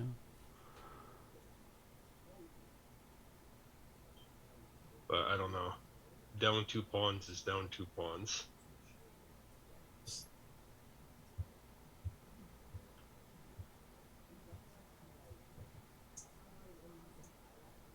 Yeah. There's still some... Yeah. I mean, it's definitely not a position you want to resign against somebody who's not a grandmaster. Even if it's losing, it's going to require that somebody really know how to play rook endgames to win it. Right. Okay, let's see how it goes.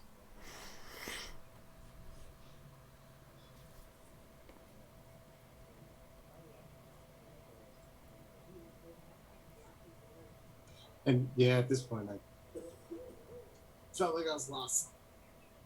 Maybe not. I don't. I would definitely play. played on a- I would definitely play rook c4 here, not rook d4. Mm-hmm.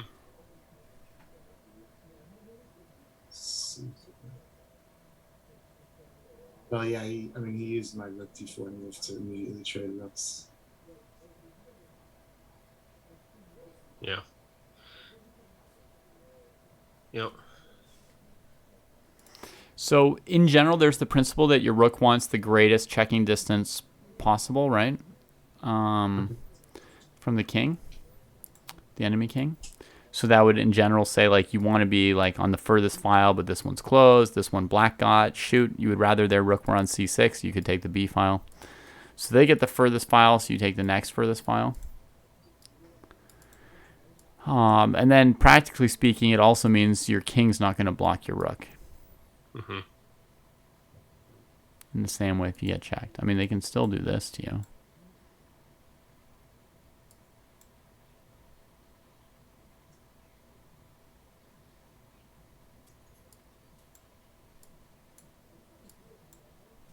But, you know, you're still fighting. You haven't been pushed off the edge yet. So rook c4 would probably be an improvement. Let's see what happens here. Oh, he just trades the rooks Yeah. and walks, yeah. And then at this point, it was all blitzed out until I resigned. Yeah, it's just over here. Yeah. Yeah. Yeah, here you can Ouch. resign. Yeah. Well, you gave him, I would say, for being just down a pawn out of the opening, you gave him a heck of a game. That was very good toughness. I tried to recover. If I were black, I wouldn't have been confident of winning the game until rook to d4. Really? Okay. So that's pretty good. I mean, we're like What was 40 that? moves. We're 40 moves later. I think you did great.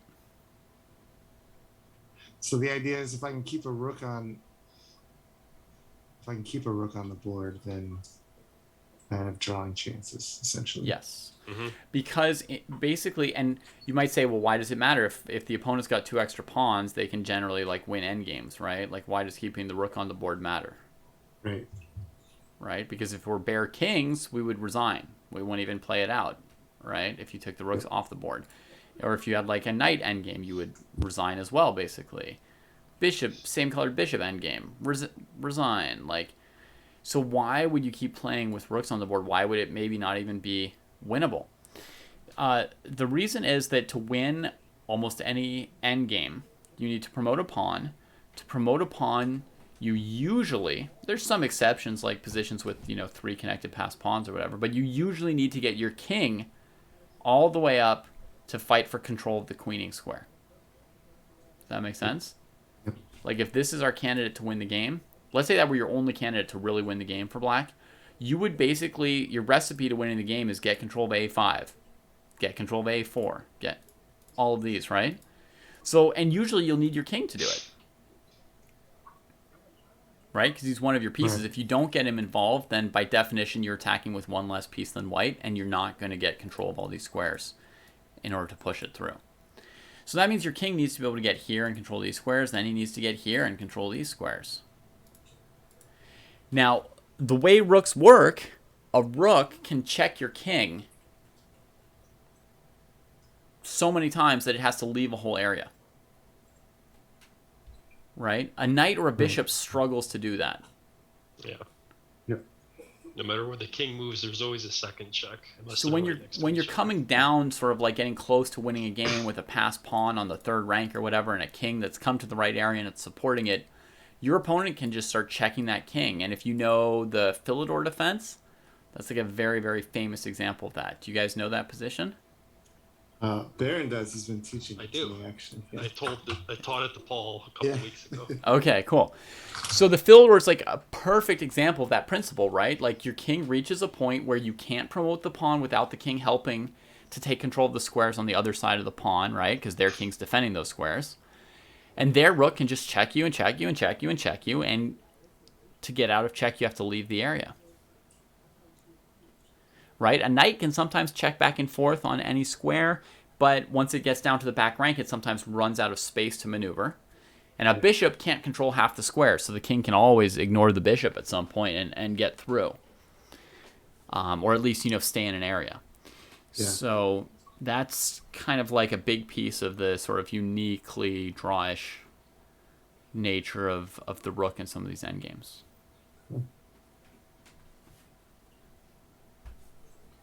Okay, so overall great game. The question I would ask myself on a game like this is like, when I played b3, what did I expect black to do? Did I have like an idea of what the next couple moves were going to be? I would try and like deconstruct this moment, period, of like everything in the game, maybe this moment, maybe the move a5. And that's it. That's all I would work on. Does that make sense? And I think you noticed that b3, I think you would have known that these are the two moments on your own without me, potentially, right? Like, that a5 was careless and it cost you a second pawn. I think even in the game, when your opponent played this, you're like, oh, shoot, like, probably a5 was wrong. Right? And in the game, probably when your opponent played, at somewhere between them playing knight f6 and bishop b4 check, you must have realized, like, b3 wasn't the right order. Yeah, what I failed to... So I thought I was going to have c3 in this position, and I totally just forgot he can take my knight on e4 first and then play bishop e4. Right. So somewhere here, when they play knight f6 and the bishop comes out, you realize that b3 was a mistake. So I think on your own, you could flag those two moments as like, these were like mistakes, right? So now what you want to do is you want to try and really dig into those two mistakes. Okay? And you understand that this applies to you as well, Baron, right? For any game that you've played, right? You're not going to go through like every single move of your games just yet. Maybe we could get there in a few months or a year. But right now, I mean, if you could pick out like a couple salient moments like this and really dig deeply into them, that's going to be really good for you, right? So there's two different angles from which you can like dissect what happens. One is you could say, what's a better move than b3? Like, you could just take this position as like a little analytical problem, right?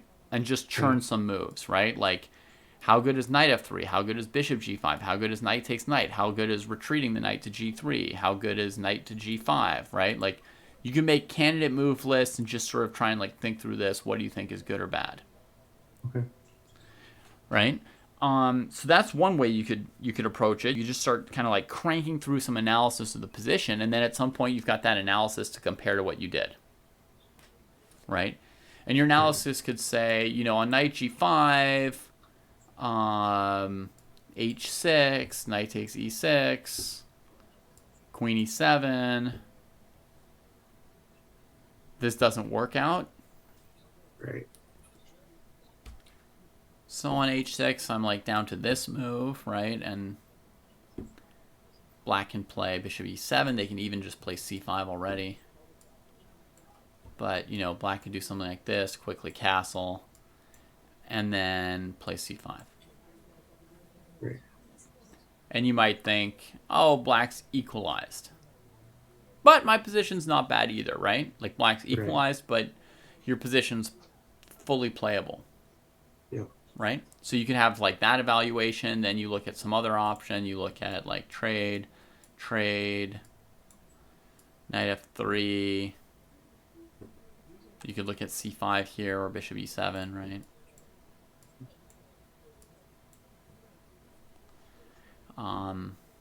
Probably like this is reasonable for black. And then here, you could say like, oh, this seems like still slightly pleasant for white. some kind of little edge maybe. And you could look at another approach. You could say, what if I go like bishop g5, castles, queen e2, c5, castles, something like that, right? And then you could say if you like this position or not. And that would kind of give you your take on knight f6 check, right? You could look at maybe two versions of it, trying to castle kingside or castle queenside. And then what other moves did we have? We had retreating. We had bishop g5, bishop e7, right? Trying to sort of force the issue here. And then now if you take, they take like this, you've got another hanging piece. So again, you have to like waste time or trade stuff, right? Mm-hmm. Now your opponent gets sort of like a slightly easier version of the game, maybe. Yeah. You know, but maybe again with an edge for white. Who knows, right? You have to decide for yourself some of these evaluations or guess at them. Now, right? When I'm doing these exercises, does it matter for the exercise if should all these calculations be purely mental, or is it okay? Analysis, you can move stuff around. Yeah, okay, yeah. That's basically what I was asking. So you can move around these pieces. You can write stuff down to remember what you thought. Very, very good to include evaluations at the ends of your variations, wherever they end. You can include degrees of confidence on your evaluation, right? Like, this has got to be good for white, or this might be good for white, or I have no idea who's better here. Right. Or I guess, or I have no idea who's better here, so maybe it's equal, ? Shrug, you know? Like, you know, however you want to put it in, but you want to give some indication of which variations you're liking or not liking and how confident or not you are about that. So you could crank through a bunch of variations like this, right? I'm just scratching the surface here, but going faster than I imagine you would go. And that's like an open question, how slow or fast you would go with this, and whether you get sidetracked on unimportant moves versus just looking at important moves, you know. We mentioned knight f3 could just be played here, takes, knight f6. Here you might notice, oh, this transposes to trades, knight f3. So irrelevant to do a whole new analysis of this position, right? It's again either c5 from black or bishop e7 castles first. Right. And on it goes, right? So, you know, there might be one or two variations that we haven't touched on here that you could look at. Knight to g3, knight to d2. Sometimes if you play one of the sort of like slow moves development-wise, you should look more at a move like c5 for black, right? Because one, by avoiding trades, white's leaving black more cramped. Right. Number two, white's losing time, so black's got a little more time with which to maybe try and relieve their cramp, right? Okay. Whereas if we go for knight f6 to not lose time and then developing, here maybe there will be something wrong with c5 and you'd rather keep developing faster for black. Right. Although I don't really see what would be wrong with c5 for black here. But maybe there's something. I mean, it could just be that, you know, white castles and you're like, why did I play all these pawn moves? Right. I don't know. Sometimes there's also like something like, you know, knight e5 threatening bishop b5 check, and then you have to play like a6 and then white does something, but I don't see it here really. Anyway, you would go through some variations, and you know, if it's a position that you're very comfortable with, you can probably come up with plausible variations more quickly. And if it's a position where you're really at sea, it's going to be a slower and more difficult process to come up with your candidate moves. Right. So that's one way of getting at this b3 move, right? You just smash down a bunch of variations you can for alternatives to b3 and start to figure out what move is best or worse, and you're just increasing your understanding and your ability to play the position that you misplayed last time. Okay. The second way to get at this is to think about what was your state of mind when you played b3, what were you envisioning, etc., right? So like my question, like what did you think black would play next? Did you have like, and obviously in a position in the opening, you don't normally calculate in the same way as when you're calculating like winning or losing tactics in the middle game and you think it's a critical moment.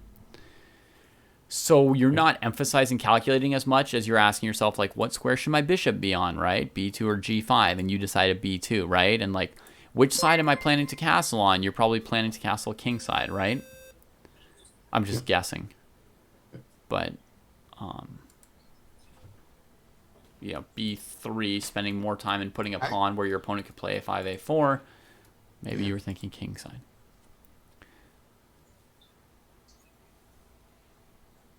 So, so you may largely be thinking in terms of those kind of ideas instead of precise calculations, which is good and appropriate, because if you're just like calculating a ton of moves here, it might not be super useful. In a game, it might not be the best way to pick where you want your pieces, right? You could think in terms of, do I or don't I want to make this trade when your opponent plays knight f6, right? Like, because broadly speaking, you could have moved your knight away or you could have allowed a trade. So you might be thinking in terms of those kinds of things. Where does my bishop go? Where does my king go? Am I trading or not? That kind of stuff. But still, normally when you're playing a game, you've got some picture in your head of what kind of position you think is going to happen, right? So you can say, well, I expected here, here, here, here. I knew that my pawn was defended by this check. I expected, you know, bishop e7, knight f3, castles, bishop b2 or something. Right? Like maybe you just sort of vaguely thought the game would go to a position like this. I don't know. But you know, right? Yeah. So that's another way of getting at this. You just start asking yourself some like questions about what you were thinking and what your state of mind was when you played b3. Were you tense or loose? Were you concerned or relaxed? Were you in the zone or not? Were you thinking about how much time you were spending or not? Did you play it quickly or slowly? Would it be helpful if I wrote out this whole list of questions for you in like note form to have a look at? Although I can just write it down here. Because I don't believe in these kind of like checklists when playing games. I think ultimately when playing games, it's all like you're just thinking your hardest, you're in the zone, and hopefully everything is subconscious. Like, you know not to flag, you know to think sometimes, you know to like play quickly sometimes. Like, I don't, you know, you have a sense of when you're in danger, when your opponent's in danger. I never teach my students to use checklists of like, what's their threat? What are the captures? What are the attacks? You know? But when doing analysis, it might be helpful, since you don't have a lot of experience doing analysis, to use a checklist, and there's no time constraint. So I think it'd be fine to have like a list of questions to ask, right? Did I play this fast or slow? Was I low on time or not? Was I thinking about the time or not? Was I tense or stressed or loose, right? Was I focused or distracted? Was I optimistic or pessimistic? Did I like my position or not like my position? Did I respect my opponent or, disrespect my opponent or whatever? You know what I mean? The opposite, like take them for granted or not expect anything great from them. All that kind of stuff can be the second direction from which to take this, that helps you categorize in what kind of situations did you make this mistake, right?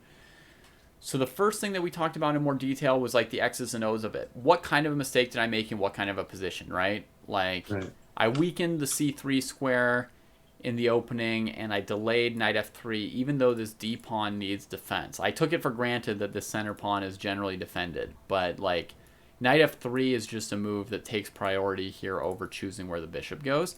You know 100% your knight's going to F3, not H3 or E2, right? If you remember our opening stuff, right? So like this is like a move that you're more sure of. Depending what they do, you might choose bishop B2 or bishop E3 or bishop G5 in some case, right? Or even the fact that you haven't yet chosen, your opponent might play H6 and then you play B3 anyway and you're like, ha, they played H6, yay. So the X's and O's, right, is getting into what's the best move, why is it the best move, what makes one move better than another, what's wrong with a move. That's one piece of it, right? And the other piece is like, what kind of mental state were you in when you made the mistake? So that you can over time categorize, I make mistakes when I'm low on time, or I make mistakes when I've still got all my time and I haven't yet slowed down, or I make mistakes when I'm feeling confident, or etc., right? Or I make mistakes in the French defense, or I make mistakes in, you know what I mean? So Right. you kind of like break it down like that. Those are two different approaches you can do, and honestly, you can do both to the same position,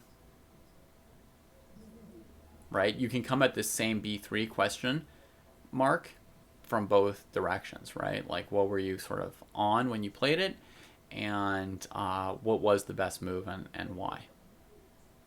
Right.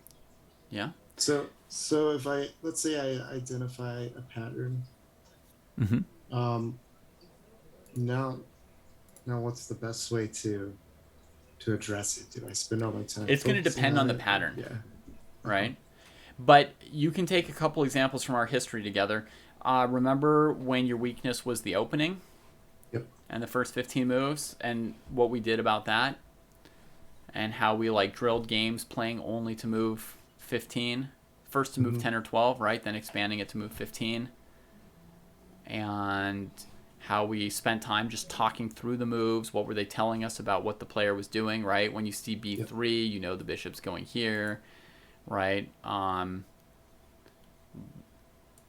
When you see B6, you know the bishop's going there. When you see knight to D7, you know they're setting up knight F6 to trade knights, but they want to recapture with their knight. So, like, Right. at this point here, you could already read from your opponent. When they played knight D7 right here, right? You know knight F6 is coming already, right? You also know that if you play bishop D3, knight F6 on take, that they're going to take with their knight, right? Yep. Like, otherwise they would have played knight F6 before and taken with their queen or their pawn. Unless the move you've played is some weird dramatic thing that would change their plans, right? Right. But basically, you understand that they're looking at this. I didn't play any other move in my variations here because I, read the intention behind black playing knight D7. So that's what we did to address that weakness, right? You remember? Yeah. And then, like, initiative, right? Knowing when to push. And you remember how we worked on that, right? Like, I gave you lots of positions and said, is this a position where time is of the essence or not, right? Yeah. Can somebody seize the initiative here or not? And we drilled that, right? And we looked at examples of it, and I gave you game segments where somebody used the initiative. Yeah. We looked at the answers to those exercises. So it would be the same thing, right? If you come up with, like, oh, like, I make mistakes in the first, like, 8 moves during the opening when I'm not yet warmed up, if it's an opening that I feel confident in and usually score well in. Maybe not an opening you score badly in, right? So if you're good in the French and, like, score worse in the Caro-Kann, in the Caro-Kann you don't make this kind of mistake. But in the French defense you do because you're not worried enough or something, right? So you're still loose. And then basically what would you do if that were the case? You would take a bunch of positions from the French defense between moves 6 and 10, right? You just pull up all the games of some grandmaster who plays the French frequently, right? And then you would take a bunch of those positions and just ask yourself what you think the next move should be. Gotcha. That would work through that if there were an X's and O's pattern to it as well as a situational pattern. Great. Okay. All right. And my assignment for the two of you for this coming week is for one of your games to take 2 moments in the game and do what I've just gone through with you about B3. Right? So you do it on B3, and then you would go do it on A5. That is here, right? Right. And you would go here and you would say, okay, what kind of mood was I in when I was playing A5? Was I assuming I was going to lose the game, or did I feel like the draw was in hand, or, anything like that? Right. Right? Is useful to know. I mean, do you remember any of those kind of answers for me about this situation? I was still bummed out about how B3 went. Like, it kind of carried through Even still entirety of the game. Mm-hmm. I felt a little better once I had gotten my rook to C3, and I felt like maybe I've got some counter chances. Yeah. But after he was able to win this C2 pawn, at that point, I just felt like I thought I was just totally dead. And I think that's probably just a misunderstanding. You're like, I got my glimmer of hope, and my glimmer of hope has already been taken away again, and like, gosh, B3 really really got me this game. Yeah, exactly. Okay, that's useful to know, right? Yeah. That lets us know. And then you like show me And even if you don't have me to look at every game with you, right? You show the game to Baron, and he probably tells you like I don't think you're necessarily losing here, Right. right? And you're like, oh really? And then that causes you to look more deeply at it and realize like, oh yeah, if I didn't play A5, maybe it's not so bad, right? So, yeah. Okay.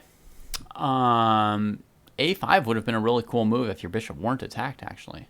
I mean, Yeah. it would have actually been a really good move. I mean, your basic, your basic chess skill, it's a testament to where it is, that you were playing with this sort of like depressed, B3 aura the whole game, and you've just played like 30 good moves in a row, right? And you're basically drawing against a higher rated player after being down a pawn for nothing on move 6. It's Right? kind of fuel for me sometimes in those situations because I'm mad at myself and I don't want it to. I don't know. I don't want my opponent to have a free game at that point. I'm like, well, you've already got a free game, so I'm going to make your life hell, essentially. So that's Right. kind of how I start to feel about those positions. Mm-hmm. Yeah. So anyway, so you played very, very well, given that you were under the pall of that negative cloud, right?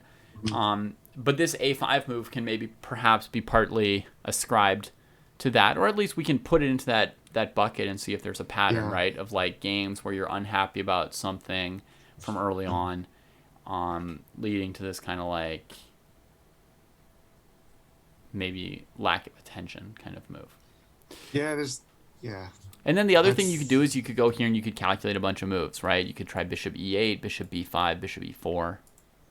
Yep. And just go through things and see what's going on. Yeah. And that might also be, interesting to see. Or bishop b7. I have this weird thought that like in a position like this, right, there might be some scenarios where your king coming out before their king would actually be dangerous for black. Now, here, the only move saving black is this check. Right. I mean, otherwise, if you imagine a position like this with the knight sort of unmoored, right, and your king coming in, like these things can be dangerous. So that would tell us that bishop b7 was a bad move, basically, right? And then maybe we would try, like, putting the bishop somewhere else because of that. Right. And then we would say here, here. Now you sort of have to kick the knight to make space for your king. We could calculate this whole thing. If they go here, you trap them in there. Now they're probably going to have to play a6 at some point just to get the knight out. Then you're doing all right-ish. So anyway, you could get into it from the X's and O's perspective, and that might also be revealing to you about it. So that's what I'd like you each to do this week is pick one game, and then for that one game, pick 2 moments. And for each of those 2 moments, do an analysis of like what do you think the best move or moves were in that position and why. And if the move you played in the game is a mistake, you can try and categorize a little bit what kind of situation you were in when you made that mistake. Yeah. Yeah. Any questions about that? Yeah. Are we going to go over one of Baron's games? Do we have time for that? Yeah, we're going to go over one of Baron's games. Okay, cool. Sayer Defong, nice to see you.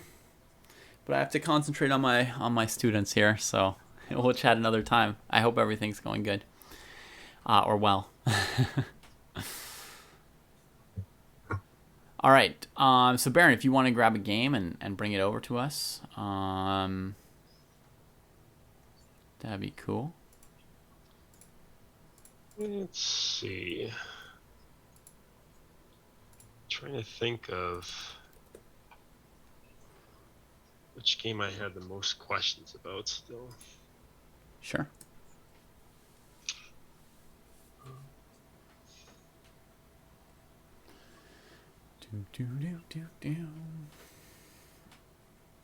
So the Philidor is the defensive, the Lucina is the offensive. Is it right? Yeah, for end games. Yeah, the Lucina is Okay. like the most famous winning position, I guess, and the Philidor is the most famous drawing position. Okay. Well, if you can't pick one, Baron, the one where you got the Lucina is a great game. Yeah. Okay, give me 1 second. I think his kid's gonna pick one for us. Yeah, exactly.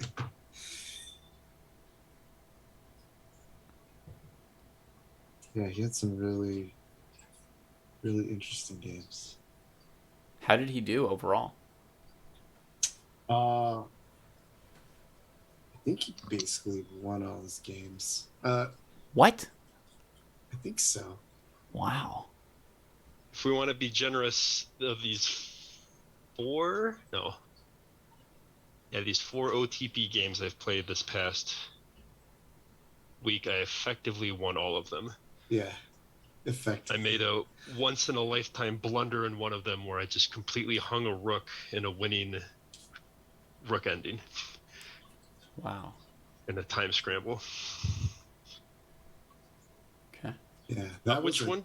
That was a good game. I like that exact game. That would be a great game. You want to see that one? It might be hard for you to find 2 mistakes in it, but Oh, I could find. I felt it was instructive for me anyway. Yeah, I'll do that one. It was painful. Actually, the one when it came to the one you had the most questions about, it would have been the one where he ends up with like a knight on g5 or something like that. g6 or something. White ends up with like a knight on g6. You weren't afraid of knight takes b6. If that was those lines for ringing any bells. Basically, you had a lot of kingside pressure, and you found a really sweet rook f3 move. Oh, that one. Yeah. That one, I felt like you had the most. You were like, I wonder what David would say about this, and I wonder what David would say about this. Okay, I can do that one. But it's up to you. Pick. I'm happy with this one, so I'll try and feel good instead of always showing how I've blown it. Let's see. So who's the opponent? I can copy the game over if you want. Which opponent? It was the Robert Herbst. Robert Herbst? Okay. It was the 4th game, I think, in what I sent you. Yeah.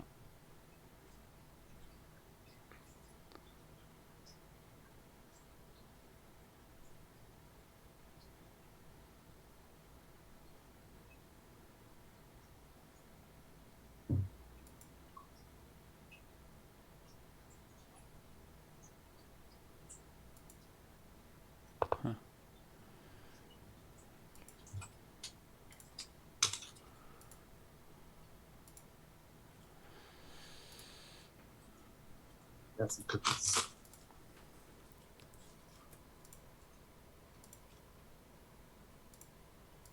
Chess has now become associated with cookies, thanks to you, David. I've eaten too many cookies on stream. Sorry.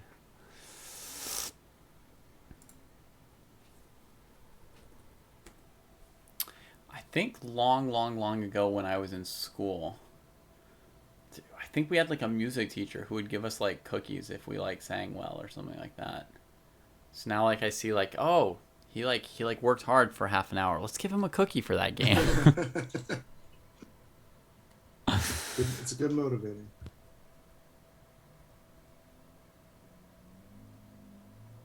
Okay. Do you want to walk us through this a little bit? It looks like you've already got notes in here on it. So maybe I'll just click through your notes since you've already put them here. And castles, queen c2, nice. Up to this move, you'd seen all of this before. Wow. I think in the Dojo Classical games, I think I've gotten just about this exact position 2 or 3 times. Wow, interesting. Except for the first time I played it, brought the knight to the wrong square, and I had brought that knight f3, and then I had problems in that game. Mm-hmm. So then I remember, don't bring the knight to f3 in this line. Gotcha. So a5 was alarming to you because black intends to take your head off. Where, I mean, you were planning to do this too, so Yeah, exactly. So, fair is that you each do that. I mean, you chose to castle queenside. Okay, a long thing produced a move you weren't too happy with as the game progressed. I felt like attacking the king side is the correct plan in this position, but wasn't sure how to set up the pieces for it. Okay, king b1 sometimes useful. h5, g5, f4 didn't seem like I was getting anywhere and would just lock up the king side. It's not getting nowhere. You're opening at least one file. You're just not opening every file. Depending on your calculation, there's this possible issue of rook takes e3. yes. I think that also an important point is once they play g5, that's already a huge positional accomplishment for you. You could maybe play the game a certain positional way after that. It's so bad for their structure. So one approach would be basically you put rooks on the e file now, and go knight g3. So like here, I don't know if they're going to keep trying to attack, but you're just trying to do this, right? And say that this kind of position is really good for you.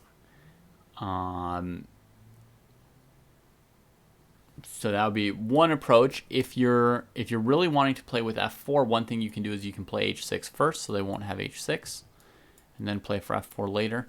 The rook on the bishop's a little bit annoying. Mm-hmm. That's definitely slowing you down a bit. Like even knight g3, they could take and take. So it's forcing us to play a move, rook to e1. Yeah, now I can see why you didn't play h5, even though your last move said you just wanted to play h5, and now you worried about this, huh? Yeah, because when I was thinking in the game, I played h4 because I was wondering how exactly are they going to defend against h5. And then they played knight f8, and then I was like, oh yes, I remember this resource. I didn't remember it when I played h4. Yeah. Yeah, I can see why you found that tricky. And so I would put this down to, like, was this a good moment to use time? Yes, very reasonable. Was this a tough decision? Yes, that's what I was just trying to say. What's the right decision? Well, you would need a lot of analysis to decide that, right? You'd have to play out a bunch of variations. Yeah, I think I spent about 400 seconds. So what is that? Like 7 minutes or so on playing h4. Yeah. So, I mean, this is reasonable, and it is just a difficult question here. So, yeah, so if you don't like knight f4, I mean, this is definitely the kind of position you can come back to and think a long time about what was the best move and how are you supposed to find it, and just see what you can learn about this position. It can be a good chance to learn some, not necessarily like a weakness of yours, but just to learn something new about chess, right? Because over time we do have to just add to our arsenal of chess ideas at times, and sometimes the lessons we learn from our own games stick better than random lessons, right? So like if you just wanted to learn some positional chess, you could get a manual of positional chess written by any number of grandmasters, right? And you could go through, here's like 20 examples of like doubled pawns, and here's 20 examples of bishop versus knight, and blah blah blah. Or you could pick out 3 or 4 positions from your own games where there was a tough decision to make and just analyze it like crazy. And for some people, that's going to stick a lot better. Now, you don't have a GM to tell you what like the correct answer was, but you're also doing a lot of hard work yourself, which is good training at the same time, and you may or may not find the X's and O's answer that you seek through your analysis. What you do figure out, you're more likely to remember. And then even if it's wrong and you have to correct it later, that whole process of like working, thinking that you figured it out, then like 2 years later figuring out that you were wrong and upgrading your understanding of that same thing, all that work is going to really make that the kind of information that you, or the kind of knowledge that you can deploy easily and forever. So, all right, your opponent plays queen c7, you defend that piece, bishop g4. Weird, because f3 and rook e1 both are desirable moves for you. Yeah, Very but weird. f3 doesn't work. Oh, because they're going to play rook takes e3. That's right. Okay. Still weird, because, I mean, rook e1's desirable as well, and now their bishop's just a liability. Exactly. So I wasn't too concerned about anything here. Like, but, okay, so... You anticipated here- this position? Mm-hmm. Good lord. I That's a- mean, so, let's see, when I played, I spent over 1,000, or no, I spent like 800 seconds on that knight f4 move. Mm-hmm. So I sat there for 15 minutes almost. Okay, that's good. That's good. It means, so something that can be bad is when you think a long time and then one move later or two moves later, it's like a new position. You have to think really long again. Yeah. If you're going to have a long think, it would be good if what you thought about were relevant to the game, right? Whether you're right or wrong about what's the best thing, whether you're wrong on move 1 or move 4 or whatever, I think like a really good standard for did you use your time well? I mean, there's several standards, but one thing to think about is, did the stuff that I think about, was it relevant to the game? Did it help me in Right. any way to play the game, right? Like, or was it completely random stuff that never happened? Because I very often will spend 15 minutes thinking about some position, and of those 15 minutes, let's say 14 minutes are spent on something that I think is really critical, and it doesn't come up, the game goes in a totally different direction. It's not even relevant for guiding any like principles or ideas or anything to do with the game, you know? So sometimes I'll look at like the time I spent on a game, and it's like more than half the time I spent on stuff that not just like it didn't come up. Obviously you can't only look at stuff that comes up. You have to look at alternatives. But like I spent a lot of time on stuff that didn't come up and honestly wasn't relevant once I think more about it. Like, just like you could ask your opponent afterwards, they're like, I would never play that, and you're like, okay, so why did I spend 10 minutes on that option? You know, like, you know, maybe I misassigned my time in some way. So it's good that you anticipated something this far ahead. You'd plan to exchange the knights, and you don't see any alternative either. Wow, and he still doesn't rescue that bishop. What are you doing, man? What? I don't think this is correct. I'd plan on bishop e6. Yeah. Okay. So your idea on bishop e6 was king b1, b5, h5, g5, sack. It's quite an idea.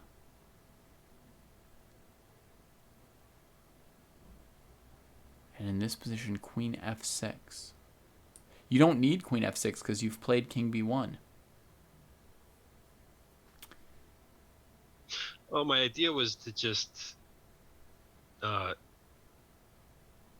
with queen f6 was to just bring it, because I'm gonna need to bring like the bishop and probably a rook too.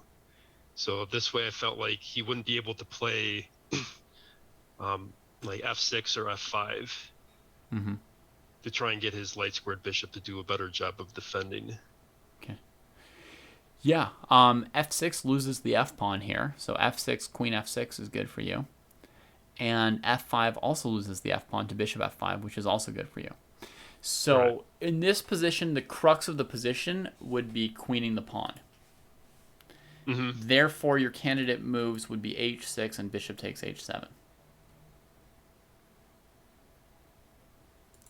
And of course, it's a complicated position, and you could look at a lot of moves and calculate really far if you wanted to. But I would cursorily look for whether you've got some rook takes e6 tricks. And if you can't checkmate or win a queen with rook takes e6, like, you know, there's this kind of like tactic where you go here and sometimes you win their queen on the 7th rank, but the queen's defended, right? So basically, like, whoops, sorry about that click. But basically, once I've looked at one or two variations like that, and they're not checkmating or winning the queen with some kind of trick like that,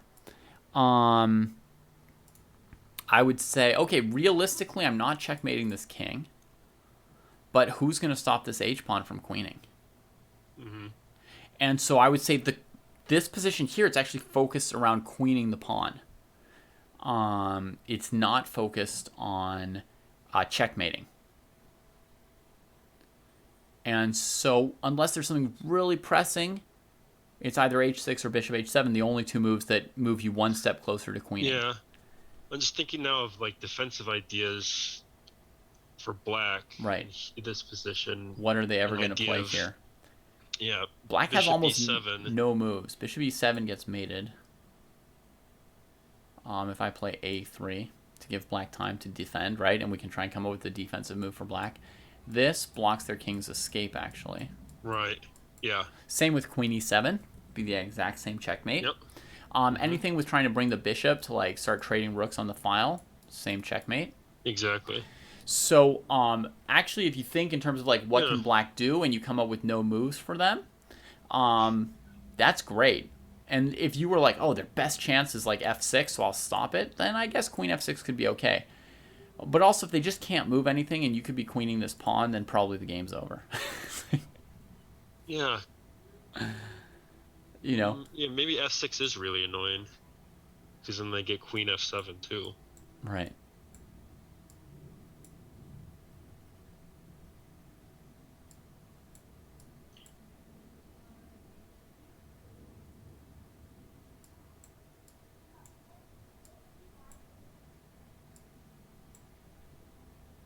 So you could consider this, right? You've got 4 pawns against the piece. Clearly, it's good for white, not black. You don't have to wonder about the evaluation. But it's not like an instant win.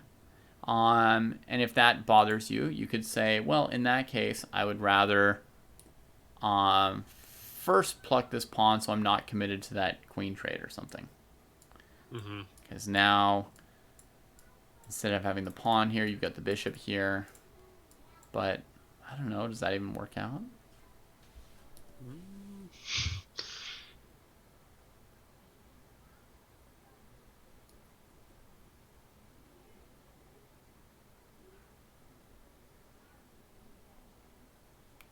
Weird. Could be a little bit annoying. Maybe f6 is their best defense, and your idea queen f6 is triple exclam. Just waiting a move to queen because that was the best thing they could do. Wow. I mean, f6 is definitely losing for black. I'll tell you that. Like, you've got 4 pawns in a better position. Yeah. It's definitely winning for you, but it might be the move that makes the win the hardest for you and therefore even worth preventing. Wow. Yeah, because in the game Paul was talking about earlier, there was a moment where I felt the move was clearly winning, but I did have some hesitancy to play it because I didn't see exactly all the way through, catastrophic loss of material or checkmate. Yeah. Man, this But was a that's great a idea of different how you're going to push the game, though. I mean, I've got to say, this is... Wow, very nice. You really were looking at the most likely moves and had good ideas on them. F3, the opponent takes. You'd seen this and already had the refutation ready. Okay, which is not going to be queen e3, bishop f4. Mm-hmm. Game b1. So if they go rook e8, you just play rook e8. Yep. So now you're up a bishop. You threaten rook e8 check. Your opponent allows it. And you just recapture. I think rook e8 here leaves you up a rook instead of a piece. Yeah, I wasn't... You didn't think it made a difference? You were just ahead? Yeah, and I wasn't really thinking too... I was playing basically based on the stuff I had already calculated or saw, which is definitely something I'm trying to improve on doing, because that's definitely cost me things. Oh, right. That's right. You do that. You, like, predict very well, but then... but sometimes because you don't recheck as the position comes closer, you actually miss something, whereas other people, maybe they've got a guiding print variation in mind, but then they're like revisiting it as it comes along. Yeah, I think that was one of my goals I had written down for these games was to. I'm not committed to follow a line I saw 3 or 4 moves ago. Nice. Yeah, that's a great goal. Okay. So CD, they moved their king off of rook e8 check. You offered a queen trade. Now they've got to trade queens just to get the exchange back. Mm-hmm. They chose to go down a rook instead of that. You're like, the queen trade will be the end.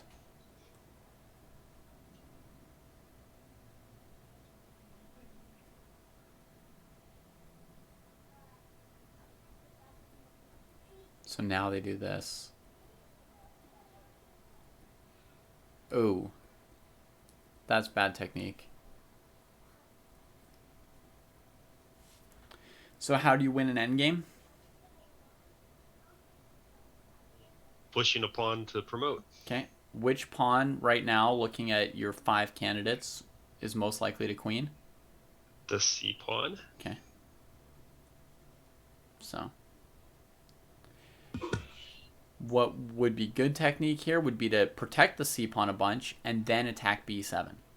So it's not even correct to do something like rook e3 to b3 here. Because if you play rook e3 to b3 and then your opponent plays rook c7, you're just maybe fancy trading the pawn, right? Mm-hmm. So normally in a position like this, you might play like rook c1, then king c2, king c3, king c4, rook c3, rook b3. So you concentrate everybody on that strong pawn. And then it wins the game. I think actually rook e3, b3 might work, but you would have to predict that... I don't know what your opponent's going to do, but I'll play a move for them just to do something. You'd have to predict that in this position you're going to switch to rook b5. And that you're going to wait. Rook a3 just hangs the bishop, doesn't it? Oh, rook a3 instead? Oh no, rook e3 just hangs the bishop, doesn't it? Hangs the bishop? F5. Wait, why am I hanging I the bishop? guess you drop back the other direction. Oh, f5? Yeah, it's always going to have to drop back this way if that happens. And maybe that's what black should do. But, yeah, in this position, you could also consider rook a3 takes a5 as your way of defending it. But taking the a pawn doesn't accelerate the win that much. I mean, there's nothing wrong with taking pawns, but, I mean, your opponent's going to play king h5, h4, h5, g5. Like, it's not like you have forever, right? It's a little bit of a race situation because you've got a majority on one side and they've got a majority on the other. Of course, you've got a bishop, so it's like a race between, you know, a car and a bicycle. But I would say the a-pawn's more or less irrelevant since it does fall within the purview of a race endgame. And so here, I would be anticipating rook c7, rook b5. And now the plan is you bring your king to the c-pawn, and once you do, then you take this pawn. Nothing wrong with this approach. I mean, your opponent has to find rook c7, and you haven't really lost time. Right? And you still got, your rook's not in the way of your king coming out, your bishop has maneuverability. In some case, you could play bishop takes b7 instead of rook takes, and play c6, so you could maybe... And with the rook here, you also have this kind of a trick. Mm-hmm. So this could be good for you. You could get some position like this, you know, and they do this, and you play c6, and they do this. And now their rook's kind of trapped by this, and if you wanted to, you could just use your king and rook to shut down counterplay maybe instead of queening your pawn, so it gives you another option. But anyway... around this point in the game, I think I even had about 5 or 6 minutes left on my clock, too. Right. The thing is, like, this kind of stuff, like, having, like, the good or bad instincts for your technique is... It's not that you should spend time, like, deciding whether rook c1 or c6 is good or something like that. It's like, if you've got the right instincts, you save yourself from getting into positions where then you need 5 minutes to calculate something. Right. Okay. Right? Like, if you just know, like, my c-pawn is, like, my current candidate for winning the game. Like, the story of how you win a position like this is the c-pawn. Then you just know you're looking at a certain... You know, then you can play quickly off of that principle. Maybe you played c6 to get more room for your bishop, or I don't know. Not sure. Yeah. Anyway, you can get to a situation like this and then find, like, that at some point you need time to think about your moves, maybe. B4. So Dave, you showed that rook e3 line. Would you recommend just a3 b4 there? Oh, from the starting position here? I'm fine with a3 b4. I don't know what the best move is. I just know that like Gotcha. if you have the right focus, you won't get into a situation where you've got something too difficult to think about. Gotcha. Like, you might want to centralize your king, but I wouldn't play king c2 here because of rook c7. Why would I notice that? Because, like, I know my c pawn is my, like, winning pawn, and I'm focused on supporting it. So,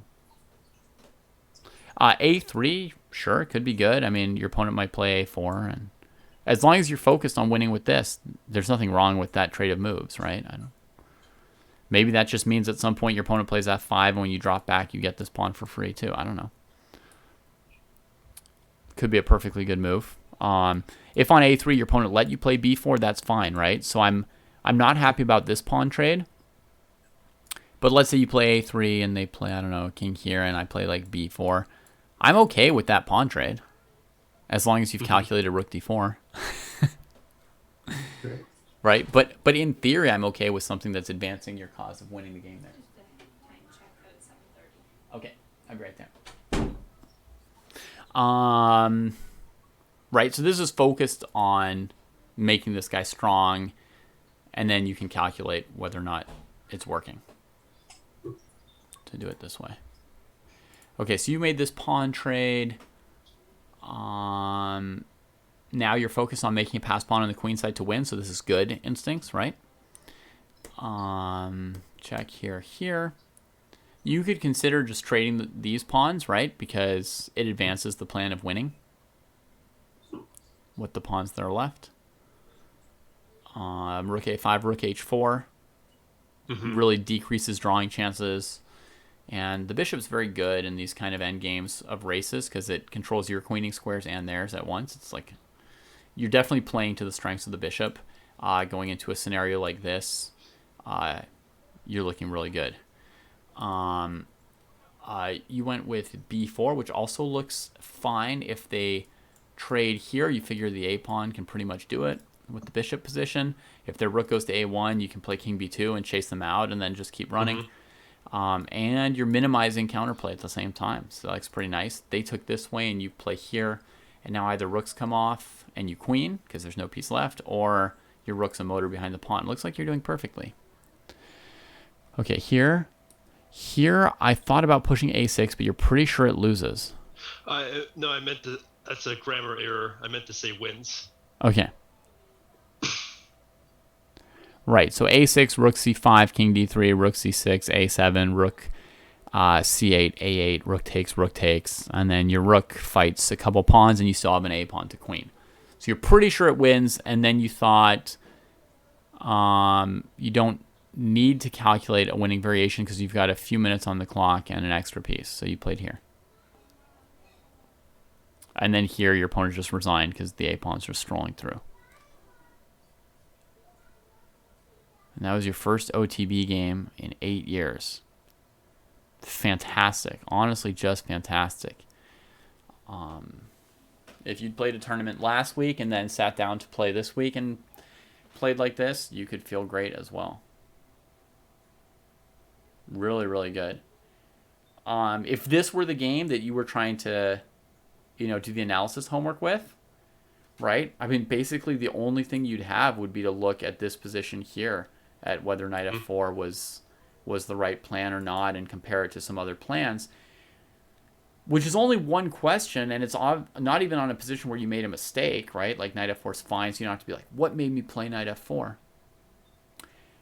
But at least it's a fruitful analytical position, right? It's very interesting and difficult to compare knight f4 with rook e1 and h5 and other possible moves. So at least you could spend like a good amount of time analyzing some interesting positions. I'll tell you why I played knight f4, because every other move I thought of seemed worse. Fair enough. So that's a pretty good reason. Most other ideas I had just would drop a piece or get crushed by a tactic. So yeah. Yeah, it's a pretty super game. I would say one little blip on your instincts with c6. Although c6 won very easily. I mean, you were in a race like opposite side pass pawn endgame with an extra bishop, which, as I said, on the long diagonal, it's like very, very good for winning. So you're probably going to win whatever you did. So you may think it's pointless or not for me to nitpick that, but I see that and I'm like, whoa, he's trading his like winning pawn. That's weird. And then the one moment where I pointed out that you had rook e8 check to be up a rook instead of a bishop. Those would be two things that you could maybe like, if you wanted to be really strict with yourself, and you had no game that you lost or no game where you actually made a mistake, I guess you could look at those moments. But I definitely made some mistakes. Yeah. In different games. But overall, I mean, it looks super good. Yeah. This game was neat. The only when we were analyzing this game, the only idea that I felt like h4 was the obvious idea, but I was really trying to see if c4 could work here with the idea of clamping down the king side and then playing h4. So you want to sort of like box black's pieces out of the center so they can't even get to the pawns that black's pushing? Exactly. You're hemming the bishop in, the knight in, the bishop's got to, dark square bishop's got to drop back. Yeah. That was kind of what I was looking at. I don't know if it works. And it's true that if you wanted to do that, c4 is a better move order than rook e1, because then your opponent plays b5, and now this kind of question's already gone. Whereas if you play c4 right away, and if your opponent plays b5, you have this option to play c5, right? And say, okay, great, you've got these pawns there, and a rook behind them, but all of this is never going to get to that area. And now you're saying h4, h5 now, but you could also now play rook e1 and play like in the center, right? So you'd have options. This could be an option of just saying like your opponent's pieces are discoordinated by your space advantage and they can't play very well. You could play king b1, knight f4, d5, bishop e4 attacking c6. There's different ways you could play this with a very central strategy if you wanted to. I don't think this necessarily goes the best with then throwing the h-pawn, although it's probably also possible. Sure. All right. So I'm going to go put my kids to bed in a second. So tell me, do you guys have any questions about the homework aspect of this lesson? Like the assignment that I asked you to do? Two positions from the same game, from one of your games. No, just making sure I remember what all the questions I'm supposed to answer are. That's about it. Okay. So you'd like me to type up a list of questions for you and send it out? Yeah, that would be helpful. Okay.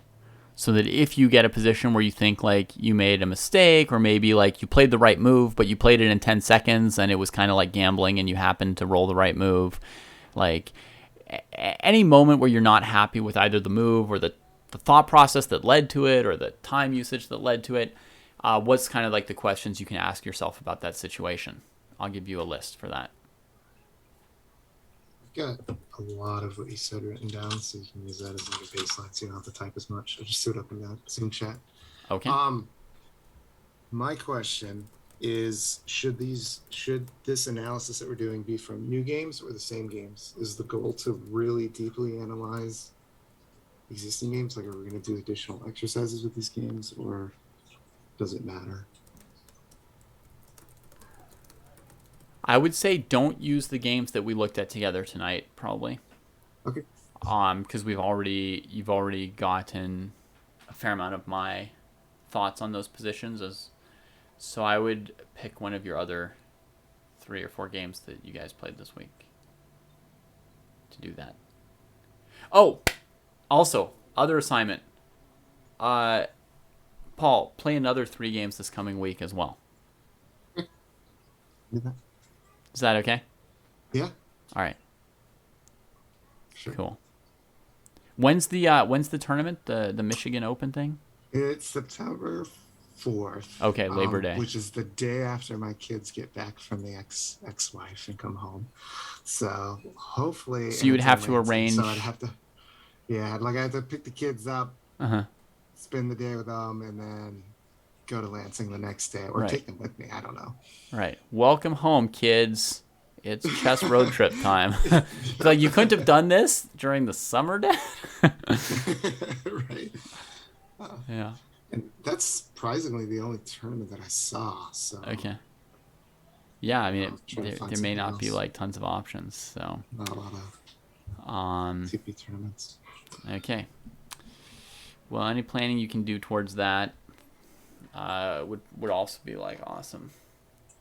Yeah. I mean, I'm not pushing you to abandon your kids or anything, but if that can work out in a good way, that'll be fun. That'll be really fun. Yeah, for sure. All right. Cool. All right, guys. Feel free to DM and email as needed. Yep. Thanks, David. Yeah, thanks. All right. And chat, sorry, I'm not going to stick around and answer random questions tonight because things just went a little bit late and I want to say goodnight to my kids. So if you've got questions about this, you all can also, write them down and send them to me. You all have my email and Discord as well, right? It's not just for my private students. So you can send me your questions or ask me the next time I'm on streaming. And with all that said, let's send a raid. See what the titles are here. We've got Thirsty Thursday. Thanks for the lesson. Bughouse with... Nope. Late Chill Vibes. Modern Chess. That sounds good. All right. You win it once again, Dennis Boros, with the show name that appeals to David Sweepstakes. Cheers, everybody. Have a great night or day or morning or afternoon or whatever. And I look forward to seeing you again soon.